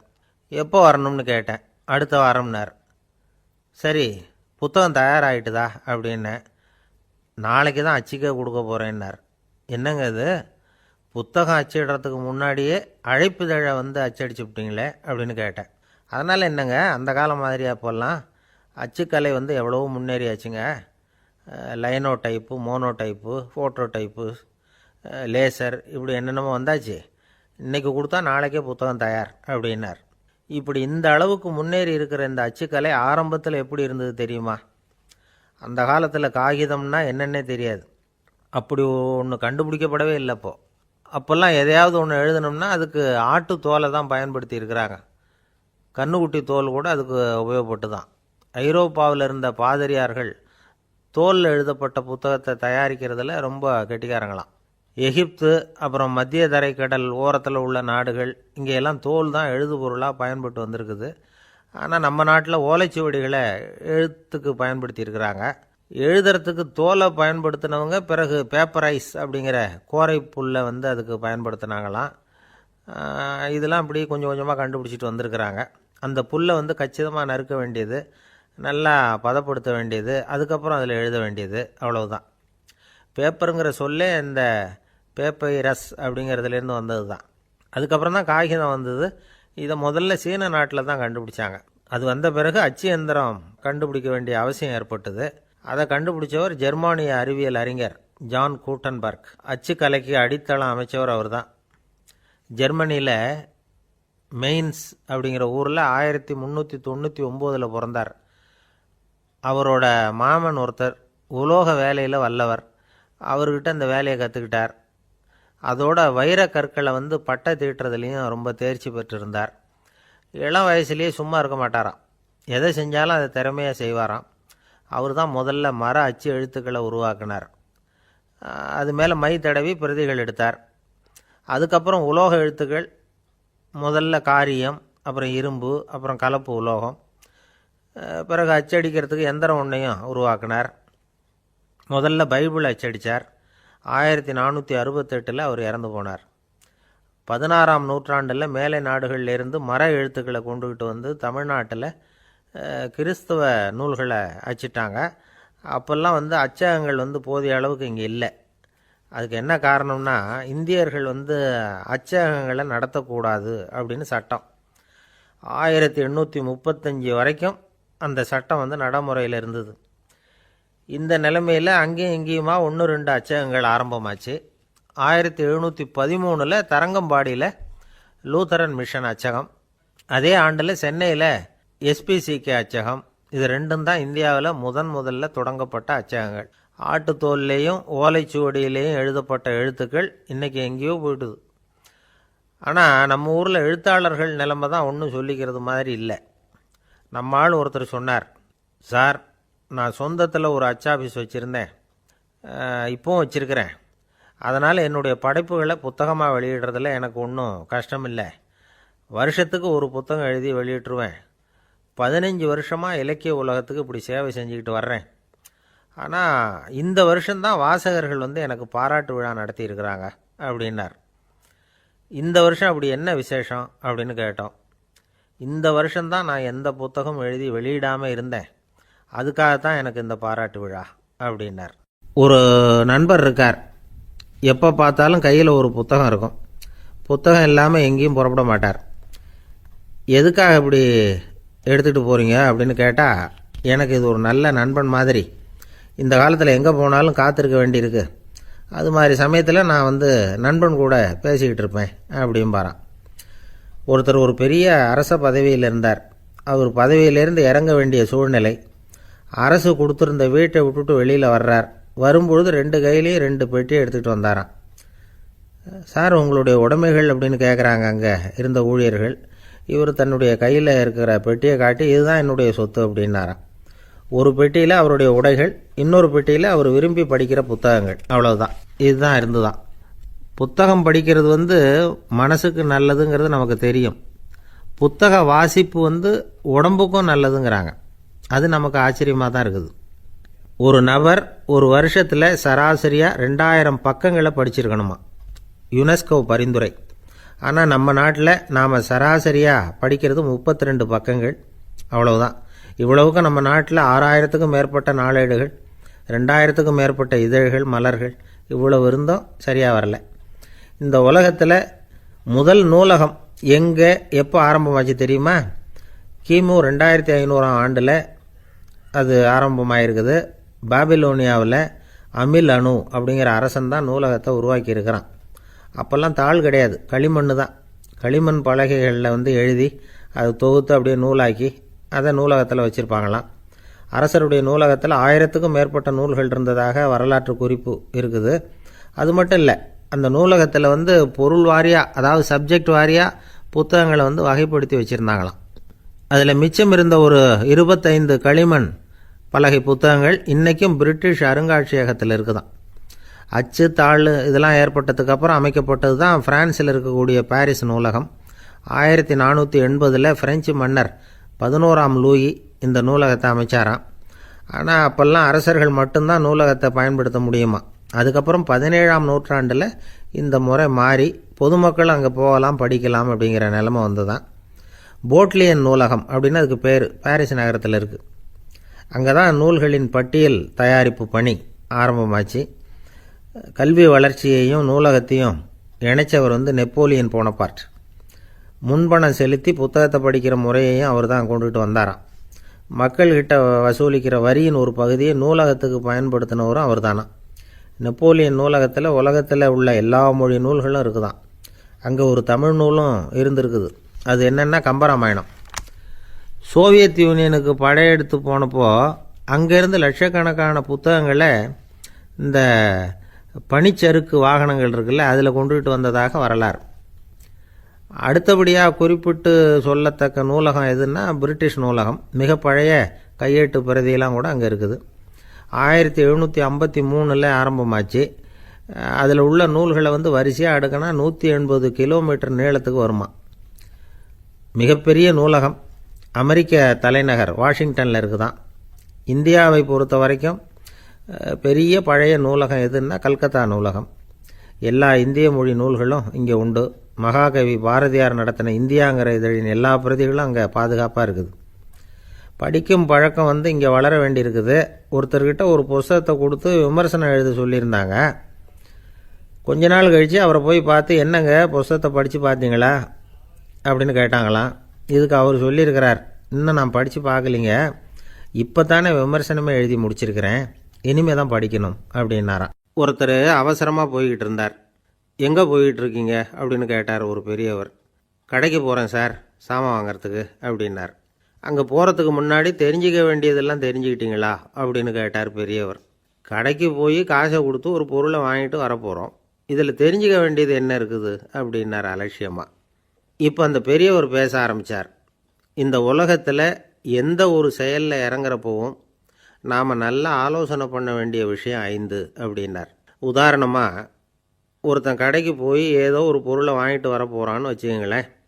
அப்போ கூட அவன் 5 விஷயங்களை பற்றி தெரிஞ்சுக்க வேண்டியிருக்குது அப்படிங்கிறார் அவர். முதல்ல அந்த பொருள் எப்படிப்பட்டது அப்படிங்கிறத தெரிஞ்சுக்கணும். ரெண்டாவதாக தன்னை பற்றியும் தெரிஞ்சுக்கணும். அப்போ தான் அந்த பொருள் தனக்கு தேவையா இல்லையா அப்படிங்கிறத புரிஞ்சுக்க முடியும். மூணாவதாக தெரிஞ்சுக்க வேண்டியது ஒன்று இருக்குது. அது என்னென்னா, அந்த பொருளை அடையிறதுக்கு வழி என்ன அப்படிங்கிறத தெரிஞ்சுக்கணும். அதாவது எவ்வளவு பணம் கொடுத்தா அது கிடைக்கும், இது மாதிரியான விஷயங்கள். நாலாவதாக அந்த பொருளை அடையிறது மூலமாக நாம் அடையக்கூடிய பயன் என்ன அப்படிங்கிறதையும் உணரணும். அஞ்சாவது, அந்த பொருளை அடையிறதுல இருக்கக்கூடிய தடை எது அப்படிங்கிறதையும் நாம் தெரிஞ்சுக்கணும். பெரியவர் பேசுகிறது ஏதோ தத்துவம் மாதிரி தெரியுது இல்லையா? தத்துவம்தான். அதாவது இப்படி உலகியல் வாழ்க்கையில் சின்ன சின்ன விஷயங்கள்லேயே நாம் 5 விஷயங்களை தெரிஞ்சுக்க வேண்டியிருக்குது. அது ரொம்ப அவசியமாக இருக்குது. பேரின்ப நிலைன்னு சொல்கிறாங்கள்ல, அது மாதிரி பெரிய சமாச்சாரங்கள்லேயும் இந்த 5 விஷயங்களை நாம் தெரிஞ்சுக்க வேண்டியிருக்குது. அதுக்கு பேர் என்னன்னா அர்த்த பஞ்சகம். வைணவ சமயத்தில் அர்த்த பஞ்சகம்ங்கிறது ரொம்ப பெரிய விஷயம். கடைக்கு போகிறது மாதிரி கடவுளை பார்க்க போகிறப்பவும் நாம் 5 விஷயங்களை தெரிஞ்சுக்கணுமா. முதல்ல பரம்பொருள் அப்படிங்கிறது என்ன, அதோட தன்மைகள் என்ன, இதை தெரிஞ்சுக்கணும். இதுக்கு பேர் என்னென்னா பரமாத்ம ஸ்வரூபம் அப்படின்னு பேர். ரெண்டாவது, நாம் யார், நம்மோட தன்மை என்ன அப்படிங்கிறத தெரிஞ்சுக்கணும். நான் யாருன்னு எனக்கே தெரியலங்கிறப்போ இதை நான் சொல்கிறேன்னு இது என்னுடையதுன்னு சொல்கிறது தப்பு தானே. அப்புறம் மூணாவது விஷயம், பரம்பொருளை நாம் அடையிறதுக்கு வழி எது, இதை தெரிஞ்சுக்கணும். இது உபாய ஸ்வரூபம் அப்படின்னு பேர். நாலாவது விஷயம், நாம் அடைய வேண்டிய பயன்கள் என்ன அப்படிங்கிறத தெரிஞ்சுக்கிறது. இதுக்கு புருஷார்த்தம் அப்படின்னு பேர். அஞ்சாவது, அந்த பயனை அடைய விடாமல் தடுக்கிற தடைகள் யாவை அப்படிங்கிறத தெரிஞ்சுக்கிறது. இது விரோதி ஸ்வரூபம். இதைத்தான் தடையியல் அப்படின்னு சொல்கிறாங்க. அதாவது பரமாத்மாவை பற்றிய அறிவு, ஜீவாத்மாவை பற்றிய அறிவு, உபாயம் பற்றிய அறிவு, புருஷார்த்தம் பற்றிய அறிவு, இந்த 4 அறிவுக்கும் எதிரடையாக, அதாவது அதையெல்லாம் தப்பாக புரிஞ்சுக்கிறதால உண்டாகக்கூடிய அறிவு விரோதி ஸ்வரூபம். என்ன இது தகவலில் ஏதாவது கதை சொல்லுவீங்கன்னு பார்த்தா ஏதோ தத்துவம் பேசிக்கிட்டு இருக்கிறீங்களே அப்படின்னு நினைக்கலாம். இதுவும் தெரிஞ்சுக்க வேண்டிய ஒரு பெரிய விஷயந்தான். காதில் போட்டு வச்சா எப்போவாவது உபயோகப்படும். என்னுடைய நண்பர் ஒருத்தர் ஒரு நாள் என்கிட்ட சொன்னார், சார், அடுத்த மாதம் தஞ்சாவூரில் ஒரு கல்யாணம், போகிறதா வேண்டாமா அப்படின்னு ஒரே குழப்பமாக இருக்குது அப்படின்னார். நான் உடனே இந்த அர்த்த பஞ்சக உபதேசம் பண்ண ஆரம்பித்தேன். அவர் எல்லாத்தையும் பொறுமையாக கேட்டுவிட்டு, சரி சார், நான் போகிறதுன்னு முடிவு பண்ணிவிட்டேன்னார். எப்படி இந்த முடிவுக்கு வந்தீங்க அப்படின்னு கேட்டேன். அவர் சொன்னார், சார், அந்த 2வது பாயிண்ட் ஒன்று சொன்னீங்களே, அதை புரிஞ்சுக்கிட்டதுக்கு அப்புறம்தான் இந்த முடிவுக்கு வந்தேன் அப்படின்னார். என்ன 2வது பாயிண்ட்டுன்னு? அதாவது தன்னை பற்றி புரிஞ்சுக்கணும் அப்படின்னு சொன்னீங்க. உடனே என்னை பற்றி புரிஞ்சுக்கிட்டேன், நான் யாருங்கிறது எனக்கு தெரிஞ்சுது, உடனே போகிறது தான் நல்லதுன்னு முடிவு பண்ணிவிட்டேன்னார். நீங்கள் யாருன்னு கேட்டேன். நான் தான் சார் அந்த கல்யாணத்தில் தாலி கட்ட வேண்டிய மாப்பிள்ளை அப்படின்னார். அந்த காலத்தில் அண்ணாமலை ரெட்டியார்னு ஒருத்தர் இருந்தார். அவர் வெங்கனூர் அப்படிங்கிற கிராமத்தில் இருந்தார். அங்கேருந்து விருத்தாசலம் கோவிலுக்கு தவறாமல் போயிட்டு வந்துக்கிட்டு இருந்தார். இடையில் வெள்ளாறு. அதில் ஒரு சமயம் வெள்ளம் வந்துட்டுது. இவரால் போக முடியல. அதோட விளைவு வெங்கனூர்லேயே ஒரு கோவில் கட்டணும் அப்படின்னு முடிவு பண்ணார், சிவாலயம். அந்த சமயத்தில் வடநாட்டில் பஞ்சம். அதனால் அங்கே இருந்த பல சிற்பிகள் தென்னாட்டை நோக்கி வர ஆரம்பித்தாங்க. அவங்க வெங்கனூர் வழியாக வர்றது தெரிஞ்சதும் இவர் போய் பார்த்தார். இங்கே ஒரு கோவில் கட்டணும், அதுக்கு நீங்கள் உதவணும்னார். பஞ்ச காலத்தில் இப்படி ஒரு வாய்ப்பு கிடைச்சதில் அவங்களுக்கும் ரொம்ப மகிழ்ச்சி. உற்சாகத்தோடு ஒத்துக்கிட்டாங்க. ஆலய திருப்பணி ஆரம்பமாச்சு. அவங்களுக்கு வேண்டிய எல்லா வசதிகளையும் இவர் செஞ்சு கொடுத்தார். அவங்களுக்கு எந்த குறையும் இல்லாமல் பார்த்துக்கிட்டார். அது மட்டும் இல்லை, ஒவ்வொரு நாளும் அங்கே வருவார். உங்களுக்கு என்ன வேணும், எது வேணும்னு கேட்பார். ஏதாவது குறை இருந்தால் சொல்லுவாங்க, உடனே தீர்த்து வைப்பார். இவரும் கேட்பார், எந்த குறையாக இருந்தாலும் என்கிட்ட சொல்லுங்க அப்படின்னு சொல்லுவார். அதை தவிர இவராகவே கவனித்தும் அவங்களுக்கு என்னென்ன தேவைங்கிறத கண்டுபிடிச்சி அதையெல்லாம் கொடுத்துக்கிட்டு இருப்பார். என்ன தேவைன்னாலும் அதை நிறைவேற்றி வச்சுருவார். அந்த சிற்பிகளின் தலைவன் ஒருத்தன், அந்த ஆளுக்கு வெத்தலை பாக்கு போடுறது பழக்கம். இதை தெரிஞ்சுக்கிட்டு அதுக்காகவே ஒரு ஆளை ஏற்பாடு பண்ணார். வேணுங்கிறப்போலாம் நீ வந்து வெத்தலை சீவல் மடித்து கொடுக்க வேண்டியது உன் வேலை அப்படின்னு ஒருத்தனை ஏற்பாடு பண்ணிட்டார். இப்படியெல்லாம் செஞ்சதும் அவங்களுக்கும் ரொம்ப உற்சாகம், ரொம்ப பொறுப்பாக சிற்ப வேலைகளை செஞ்சுக்கிட்டு இருக்கிறாங்க. ஒரு நாள் என்னாச்சு தெரியுமா, அந்த சிற்பிகளின் தலைவன் ரொம்ப நுணுக்கமாக ஒரு வேலையை செஞ்சுக்கிட்டு இருக்கிறான். சாரம் போட்டு அது மேலே படுத்துக்கிட்டு அண்ணாந்து பார்த்து உச்சியில் நுணுக்கமான சிற்பங்களை உருவாக்கிக்கிட்டு இருக்கான். சிற்பியின் கவனம் செதறப்படாதுங்கிறதுனால இவர் மெதுவாக சத்தம் போடாமல் கிட்ட போய் நின்று அதை கவனிச்சிக்கிட்டு இருக்கிறார். அந்த சிற்பி வழக்கம் போல் வெத்தலை பாக்குக்காக இடது கையை கீழே நீட்டினான். அந்த சமயம் பார்த்து அவருக்கு தாம்பூலம் கொடுக்குறவன் அங்கே இல்லை, எங்கேயோ போயிருக்கிறான். அண்ணாமலை ரெட்டியார் என்ன பண்ணார் தெரியுமா, தனக்காக கொடுக்கப்பட்ட தாம்பூலத்தை வாங்கி சிற்பியின் கையில் கொடுக்குறார். அவன் வாங்கி போட்டுக்கிட்டான். இது என்ன இன்னைக்கு வெத்தலை சீவல் வேறு மாதிரி இருக்குது, வாசனை தாம்பூலமாக இருக்குது அப்படின்னு யோசனை பண்ணிவிட்டு கீழே திரும்பி பார்க்குறார். பார்த்தா ரெட்டியார் மறுபடியும் சிற்பி கை நீட்டும் பொழுது கொடுக்கறதுக்காக தாம்பூலத்தை மடித்து வாங்கி வச்சுக்கிட்டு தயாராக நிற்கிறார். சிற்பிக்கு அதிர்ச்சி. உடனே பொத்துன்னு கீழே குதிச்சான். ஐயா, என்ன இது நீங்களா அப்படின்னா. இவர் சொன்னார், நான் ஒன்றும் தப்பு பண்ணலையே, உன்னுடைய கை புண்ணியம் செஞ்ச கை, கோயில் கட்டுற கை, அந்த கைக்கு தாம்பூலம் கொடுக்கறதுல என்ன தப்பு அப்படின்னாராம். ஏற்கனவே பஞ்சத்தில் அடிபட்டு வந்த எங்களை நீங்கள் ஆதரித்ததே பெரிய விஷயம். இந்த செயல் என்னை ஒரு பெரிய கடனாளி ஆக்கிவிட்டுது. ஐயா, எங்களுக்கு உணவு உடை இதை மட்டும் நீங்கள் கொடுத்தா போதும், ஊதியம்னு எதுவும் வாங்க மாட்டோம் அப்படின்னு நானும். அந்த சிற்பி எவ்வளோ வற்புறுத்தியும் எதுவும் வாங்கிக்கலையாம். இந்த செய்தியை தமிழ் தாத்தா டாக்டர் ஊவேசா சொல்லியிருக்கிறார். அந்த காலத்தில் எப்படிப்பட்டவங்கள்லாம் வாழ்ந்துருக்கிறாங்க பாருங்கள். இந்த காலத்தில் ஒருத்தர் கோவில் கட்டினார், வேலை செய்கிற எல்லாருக்கும் சாப்பாடு போடுவார். சிற்ப வேலை செஞ்சுட்டு சாப்பிட வர்ற ஒவ்வொருத்தர் கையையும் அன்பாக பிடிச்சி முத்தம் கொடுத்து உள்ளே அனுப்புவார். அந்த கைகளுக்கு நீங்கள் கொடுக்குற மரியாதையாது அப்படின்னு கேட்டாங்க. அடா, அது இல்லைங்க, ஏற்கனவே முதல் பந்தியில் சாப்பிட வந்தவன் மறுபடியும் வர்றானான்னு கண்டுபிடிக்கிறதுக்காக கையை பிடிச்சி மோந்து பார்க்குறேன் அப்படின்னாராம் அவர். பிரம்மத்தை அறிந்தவன் பிரம்மமாகிறான் அப்படின்னு ஒரு பெரியவர் பேசினார் ஒரு கோவிலில். தைத்திரிய உபனிஷத்து அப்படி சொல்லுதான். இதை கேட்கும் பொழுது நமக்கு ஒரு சந்தேகம் வரும். அது எப்படி பிரம்மத்தை அறிந்தவன் பிரம்மம் ஆகிறான்னா, சிங்கத்தை அறிந்தவன் சிங்கம் ஆகிறானா, தோசையை அறிந்தவன் தோசை ஆகிறானா? இப்படிப்பட்ட சந்தேகம் நமக்கு வர்றதில் ஒன்றும் ஆச்சரியம் இல்லை, இது இயற்கை. இதுக்கும் அந்த பெரியவரே பதில் சொல்கிறார். சிங்கம் வேற, நாம் வேற. அதனால் சிங்கத்தை அறிந்தவன் சிங்கமாக மாட்டான். ஆனால் பிரம்மம் வேற, நாம் வேற இல்லை. அதனால் பிரம்மத்தை அறிந்தவன் பிரம்மமாகறான் அப்படிங்கிறது அவரோட விளக்கம். மனிதன் அவன்தான் தான் பிரம்மங்கிறது தெரியாதனால தான் அதை வேற எங்கேயோ தேடிட்டு இருக்கிறான். கடைசியில் அது தான் தாங்கிறது புரிஞ்சுக்கிற பொழுது அவன் பிரம்மம் ஆயிடுறான். இதை விளக்கிறதுக்கு ஒரு உபநிஷத்து கதையே இருக்குது. நமக்கு தெரிஞ்ச கதை தான், ஆனால் அதை வேறு விதமான அர்த்தத்தில் விளையாட்டாக சொல்லிகிட்டு இருக்கிறோம். ஒரு சமயம் ஒரு 10 நண்பர்கள் ஒரு காட்டு வழியாக போய்கிட்டு இருக்கிறாங்க. குறுக்க ஒரு நதி, அதை கடந்து அடுத்த பக்கம் போகணும். எல்லோரும் ஒரு வழியாக கடந்து அடுத்த கரைக்கு போய் சேர்ந்துட்டாங்க. அங்கே போய் சேர்ந்ததுக்கப்புறம் எல்லோரும் பத்திரமா சேர்ந்துட்டோமா அப்படின்னு தெரிஞ்சுக்கிறதுக்காக எண்ணி பார்க்குறான் அந்த கூட்டத்து தலைவன்.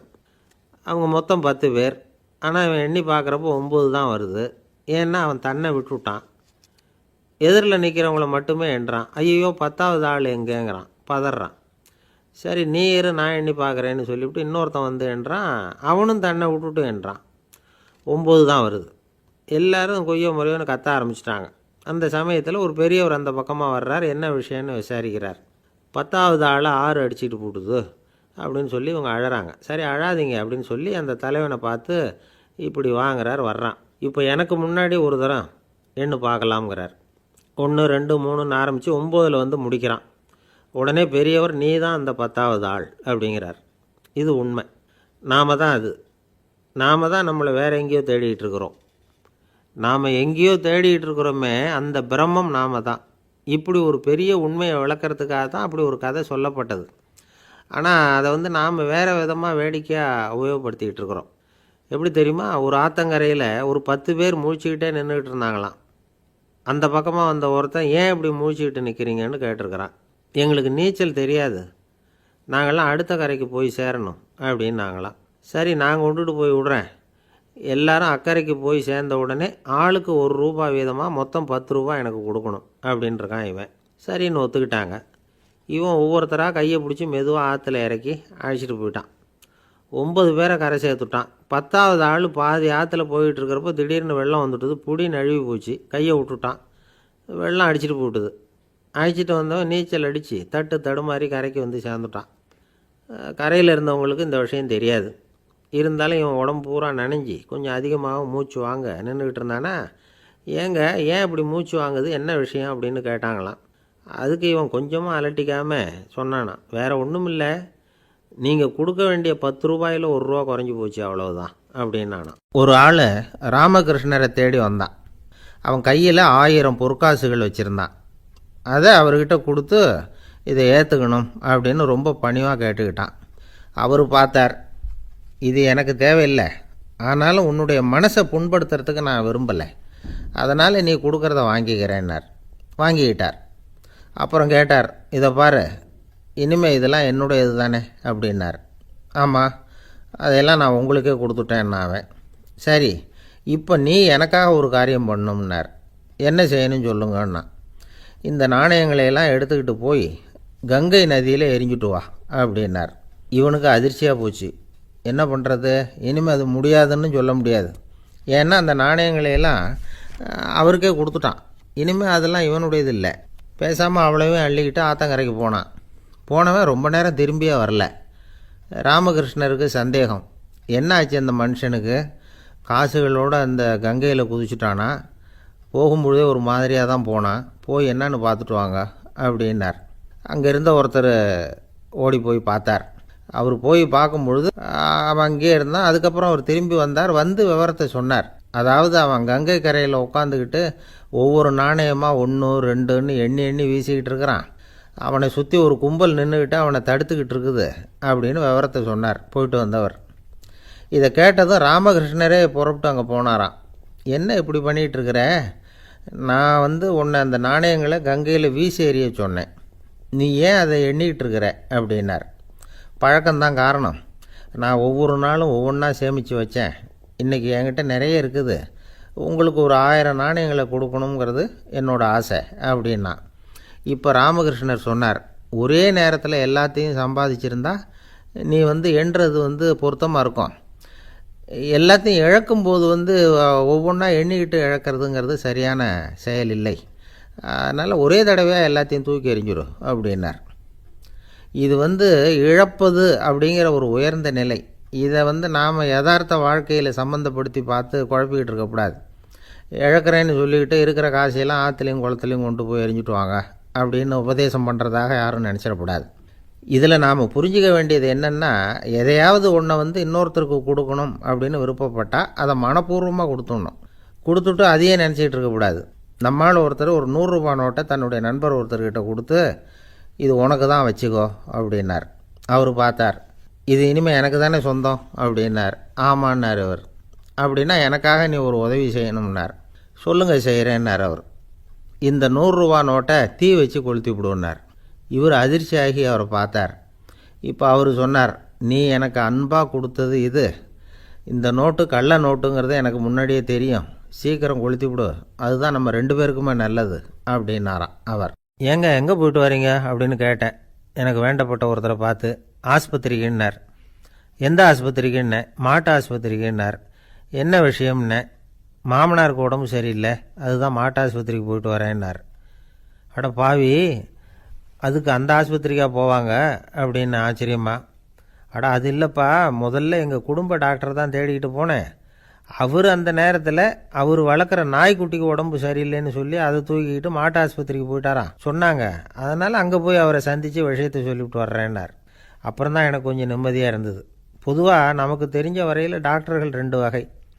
நமக்கு வைத்தியம் பண்ணுற டாக்டர்கள் ஒரு வகை, நம்மக்கிட்ட இருக்கிற ஆடு மாடு கோழிக்கு வைத்தியம் பண்ணுற டாக்டர்கள் ஒரு வகை. இப்போ தான் எனக்கு தெரியும் இன்னொரு வகையான டாக்டர்களும் உண்டுங்கிறது. அது யாருன்னா, பூச்சிகளுக்கு வைத்தியம் பண்ணுற டாக்டர்கள், அதாவது பூச்சி டாக்டர்கள். வெளிநாடுகளில் அப்படிலாம் கூட சில பேர் இருக்கிறாங்க. பிரிட்டனில் யார்க்ஷயர் வட்டாரத்தில் ராதர்ஹாம் அப்படின்னு ஒரு ஊர், அங்கே ஒரு விலங்கியல் மருத்துவர் பேர் டாக்டர் லான்ஸ் ஜெப்சன். அவர் ஆஸ்பத்திரி வாசலில் பார்த்தீங்கன்னா தினமும் நிறைய பேர் நின்றுக்கிட்டு இருப்பாங்க. கையில் கண்ணாடி குடுவை, தகர டப்பா இப்படி ஏதாவது இருக்கும். அதுக்குள்ளே ஏதாவது பூச்சிகள் இருக்கும்.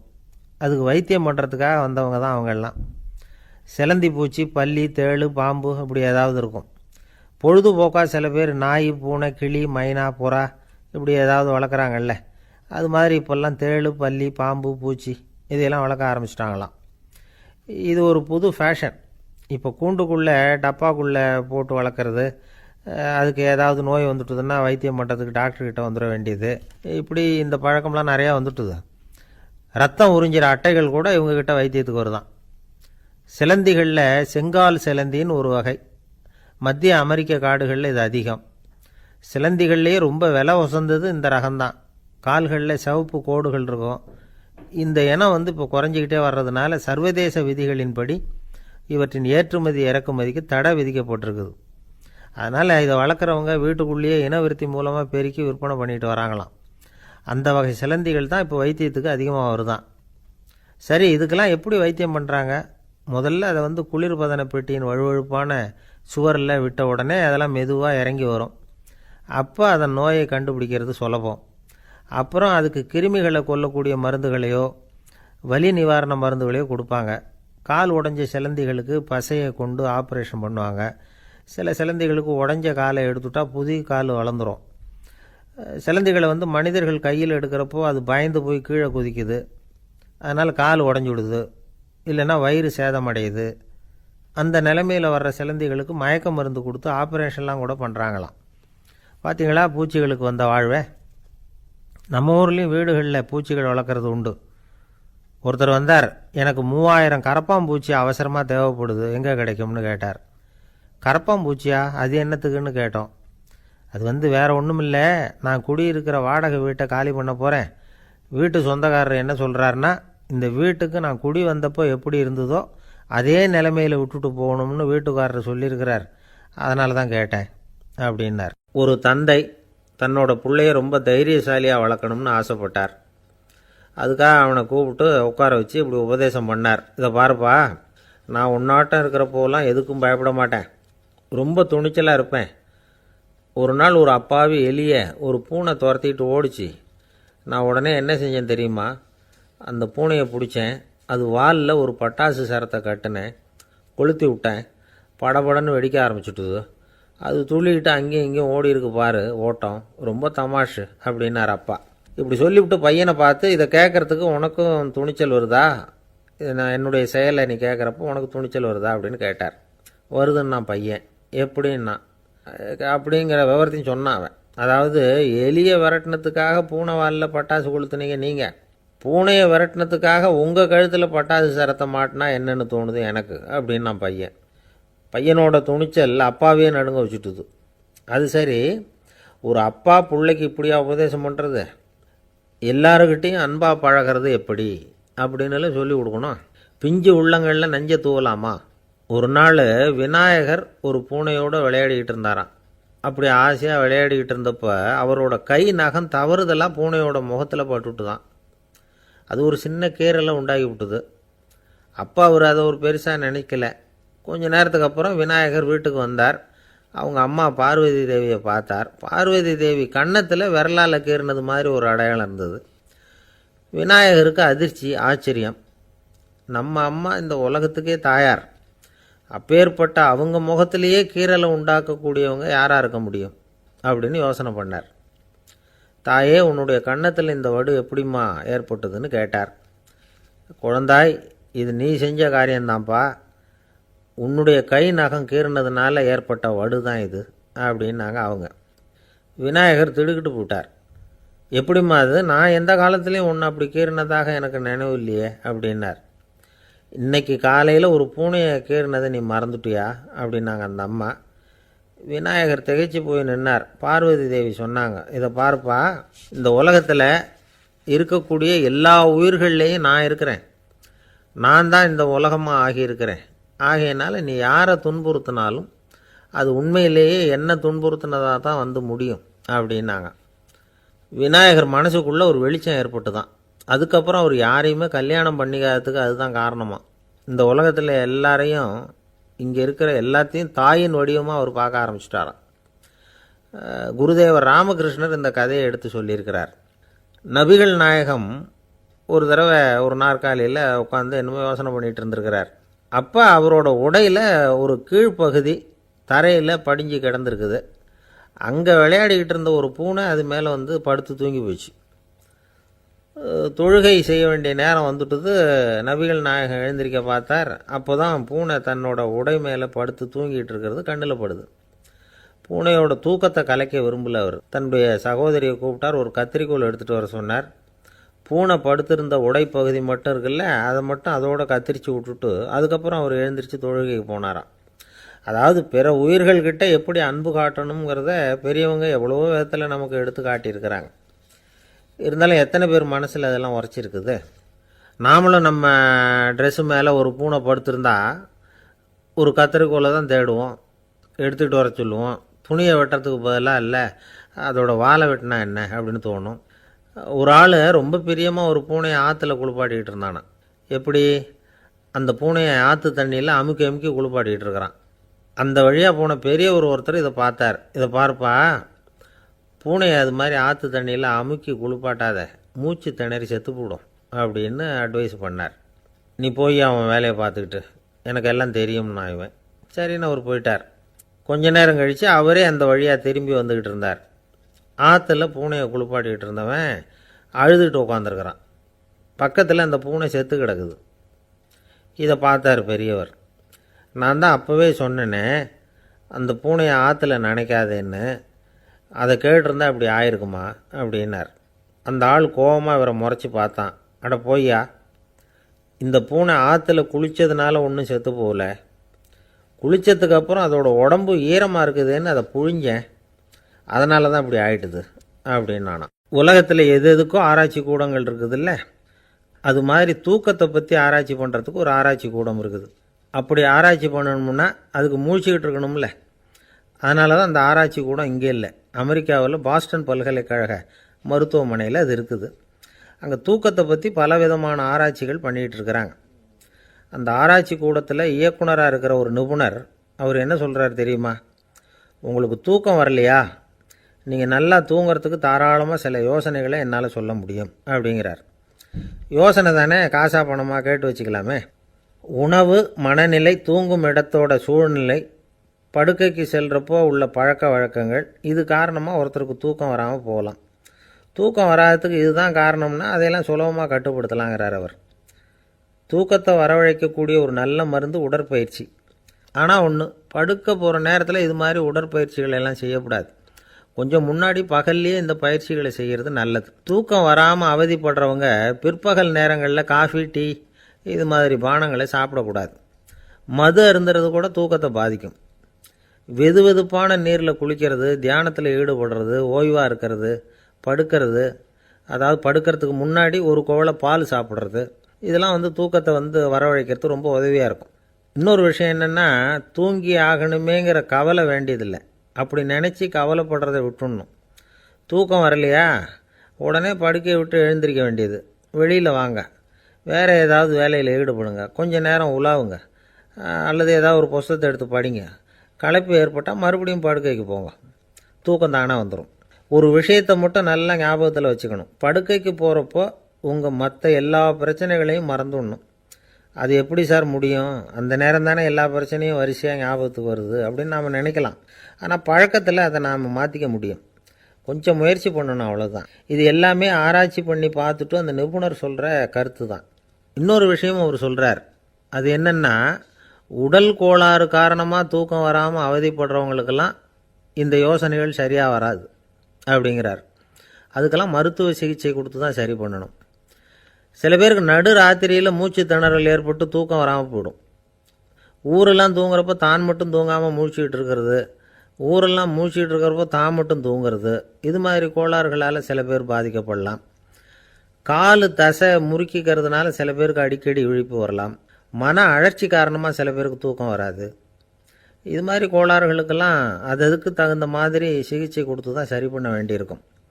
எந்த கோளாறும் இல்லாமல் தூக்கம் வரலைன்னா ஆரம்பத்தில் சொன்ன முறைகளை கடைப்பிடிச்சி பார்க்கலாம்.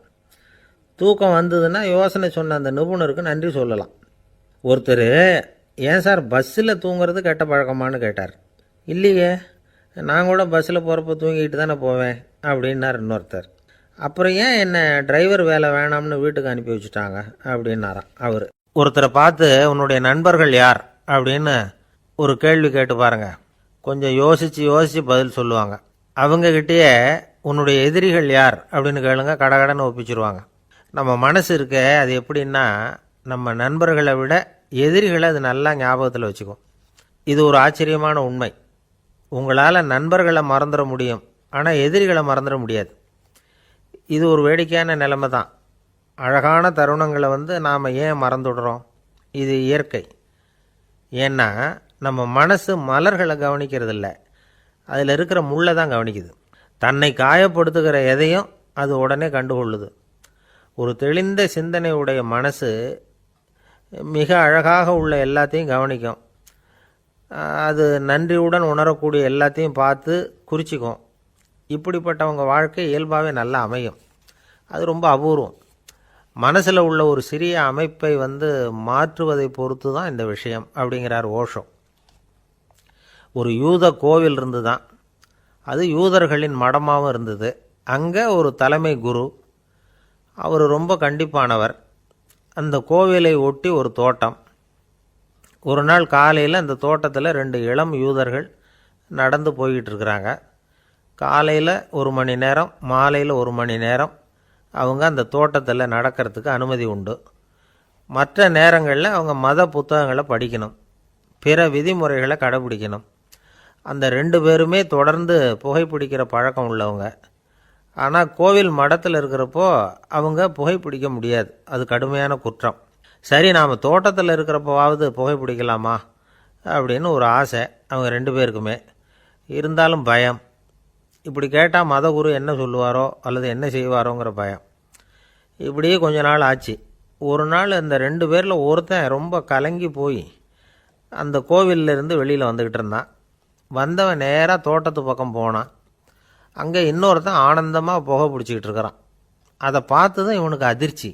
அட கடவுளே, என்ன இது, நீ கேட்காமலே ஆரம்பிச்சிட்டியா அப்படின்னா. இல்லை நான் கேட்டுவிட்டு தான் ஆரம்பிச்சிருக்கேன்னா அவன். அப்படியா, என்ன மனுஷன் இவர், நானும் தான் கேட்டேன், என்ன கண்ணாமுன்னான்னு திட்டிவிட்டார். இது என்ன கோவிலா இல்லை நரகமா? உனக்கு புகை பிடிக்கணும்னு ஆசையாக இருந்தால் நரகத்துக்கு போகணும்னு சொல்லிவிட்டார். அது சரி, உன்னை மட்டும் எப்படி அனுமதிச்சார் அப்படின்னு கேட்டான் இவன். அவன் சிரிச்சுக்கிட்டே, நீ எப்படி கேட்ட சொல்லு அப்படின்னா. நாம் இந்த தோட்டத்துக்கு வர அனுமதிக்கப்பட்டிருக்கிறதே ஜபத்துக்காகத்தானே, அதனால் நான் ஜபம் சொல்லும் பொழுது புகை பிடிக்கலாமா அப்படின்னு கேட்டேன். அதுக்கு தான் அவர் சத்தம் போட்டு என்னை அடிக்கவே வந்துட்டார் அப்படின்னா இவன். நீ ஒரு மாதிரியாக கேட்டிருக்க, நான் வேறு மாதிரியாக கேட்டிருக்கிறேன். ஜபம் சொல்லும்போது புகை பிடிக்கலாமான்னு நீ கேட்டிருக்க. ஐயா, புகை பிடிக்கும் பொழுது ஜபிக்கலாமா அப்படின்னு நான் கேட்டேன். அதில் தப்பு ஒன்றும் இல்லை அப்படின்னு பதில் சொல்லிட்டார் அப்படின்னா. ஒரு சிறிய மாற்றம்தான் அது மிகப்பெரிய மாறுதலை ஏற்படுத்தி விட்டது. மனசு நல்ல விதமாக சிந்திக்க ஆரம்பிச்சுட்டுதுன்னா மகிழ்ச்சிக்கு பஞ்சம் இல்லை. ஒரு கஞ்சன் ஆற்றுல விழுந்துட்டான். வெள்ளத்தில் தத்தளிச்சிக்கிட்டு இருக்கிறான். கரையில் நின்ன ஒருத்தர், உன் கையை கொண்டா இப்படி பிடிச்சி இழுத்து கரை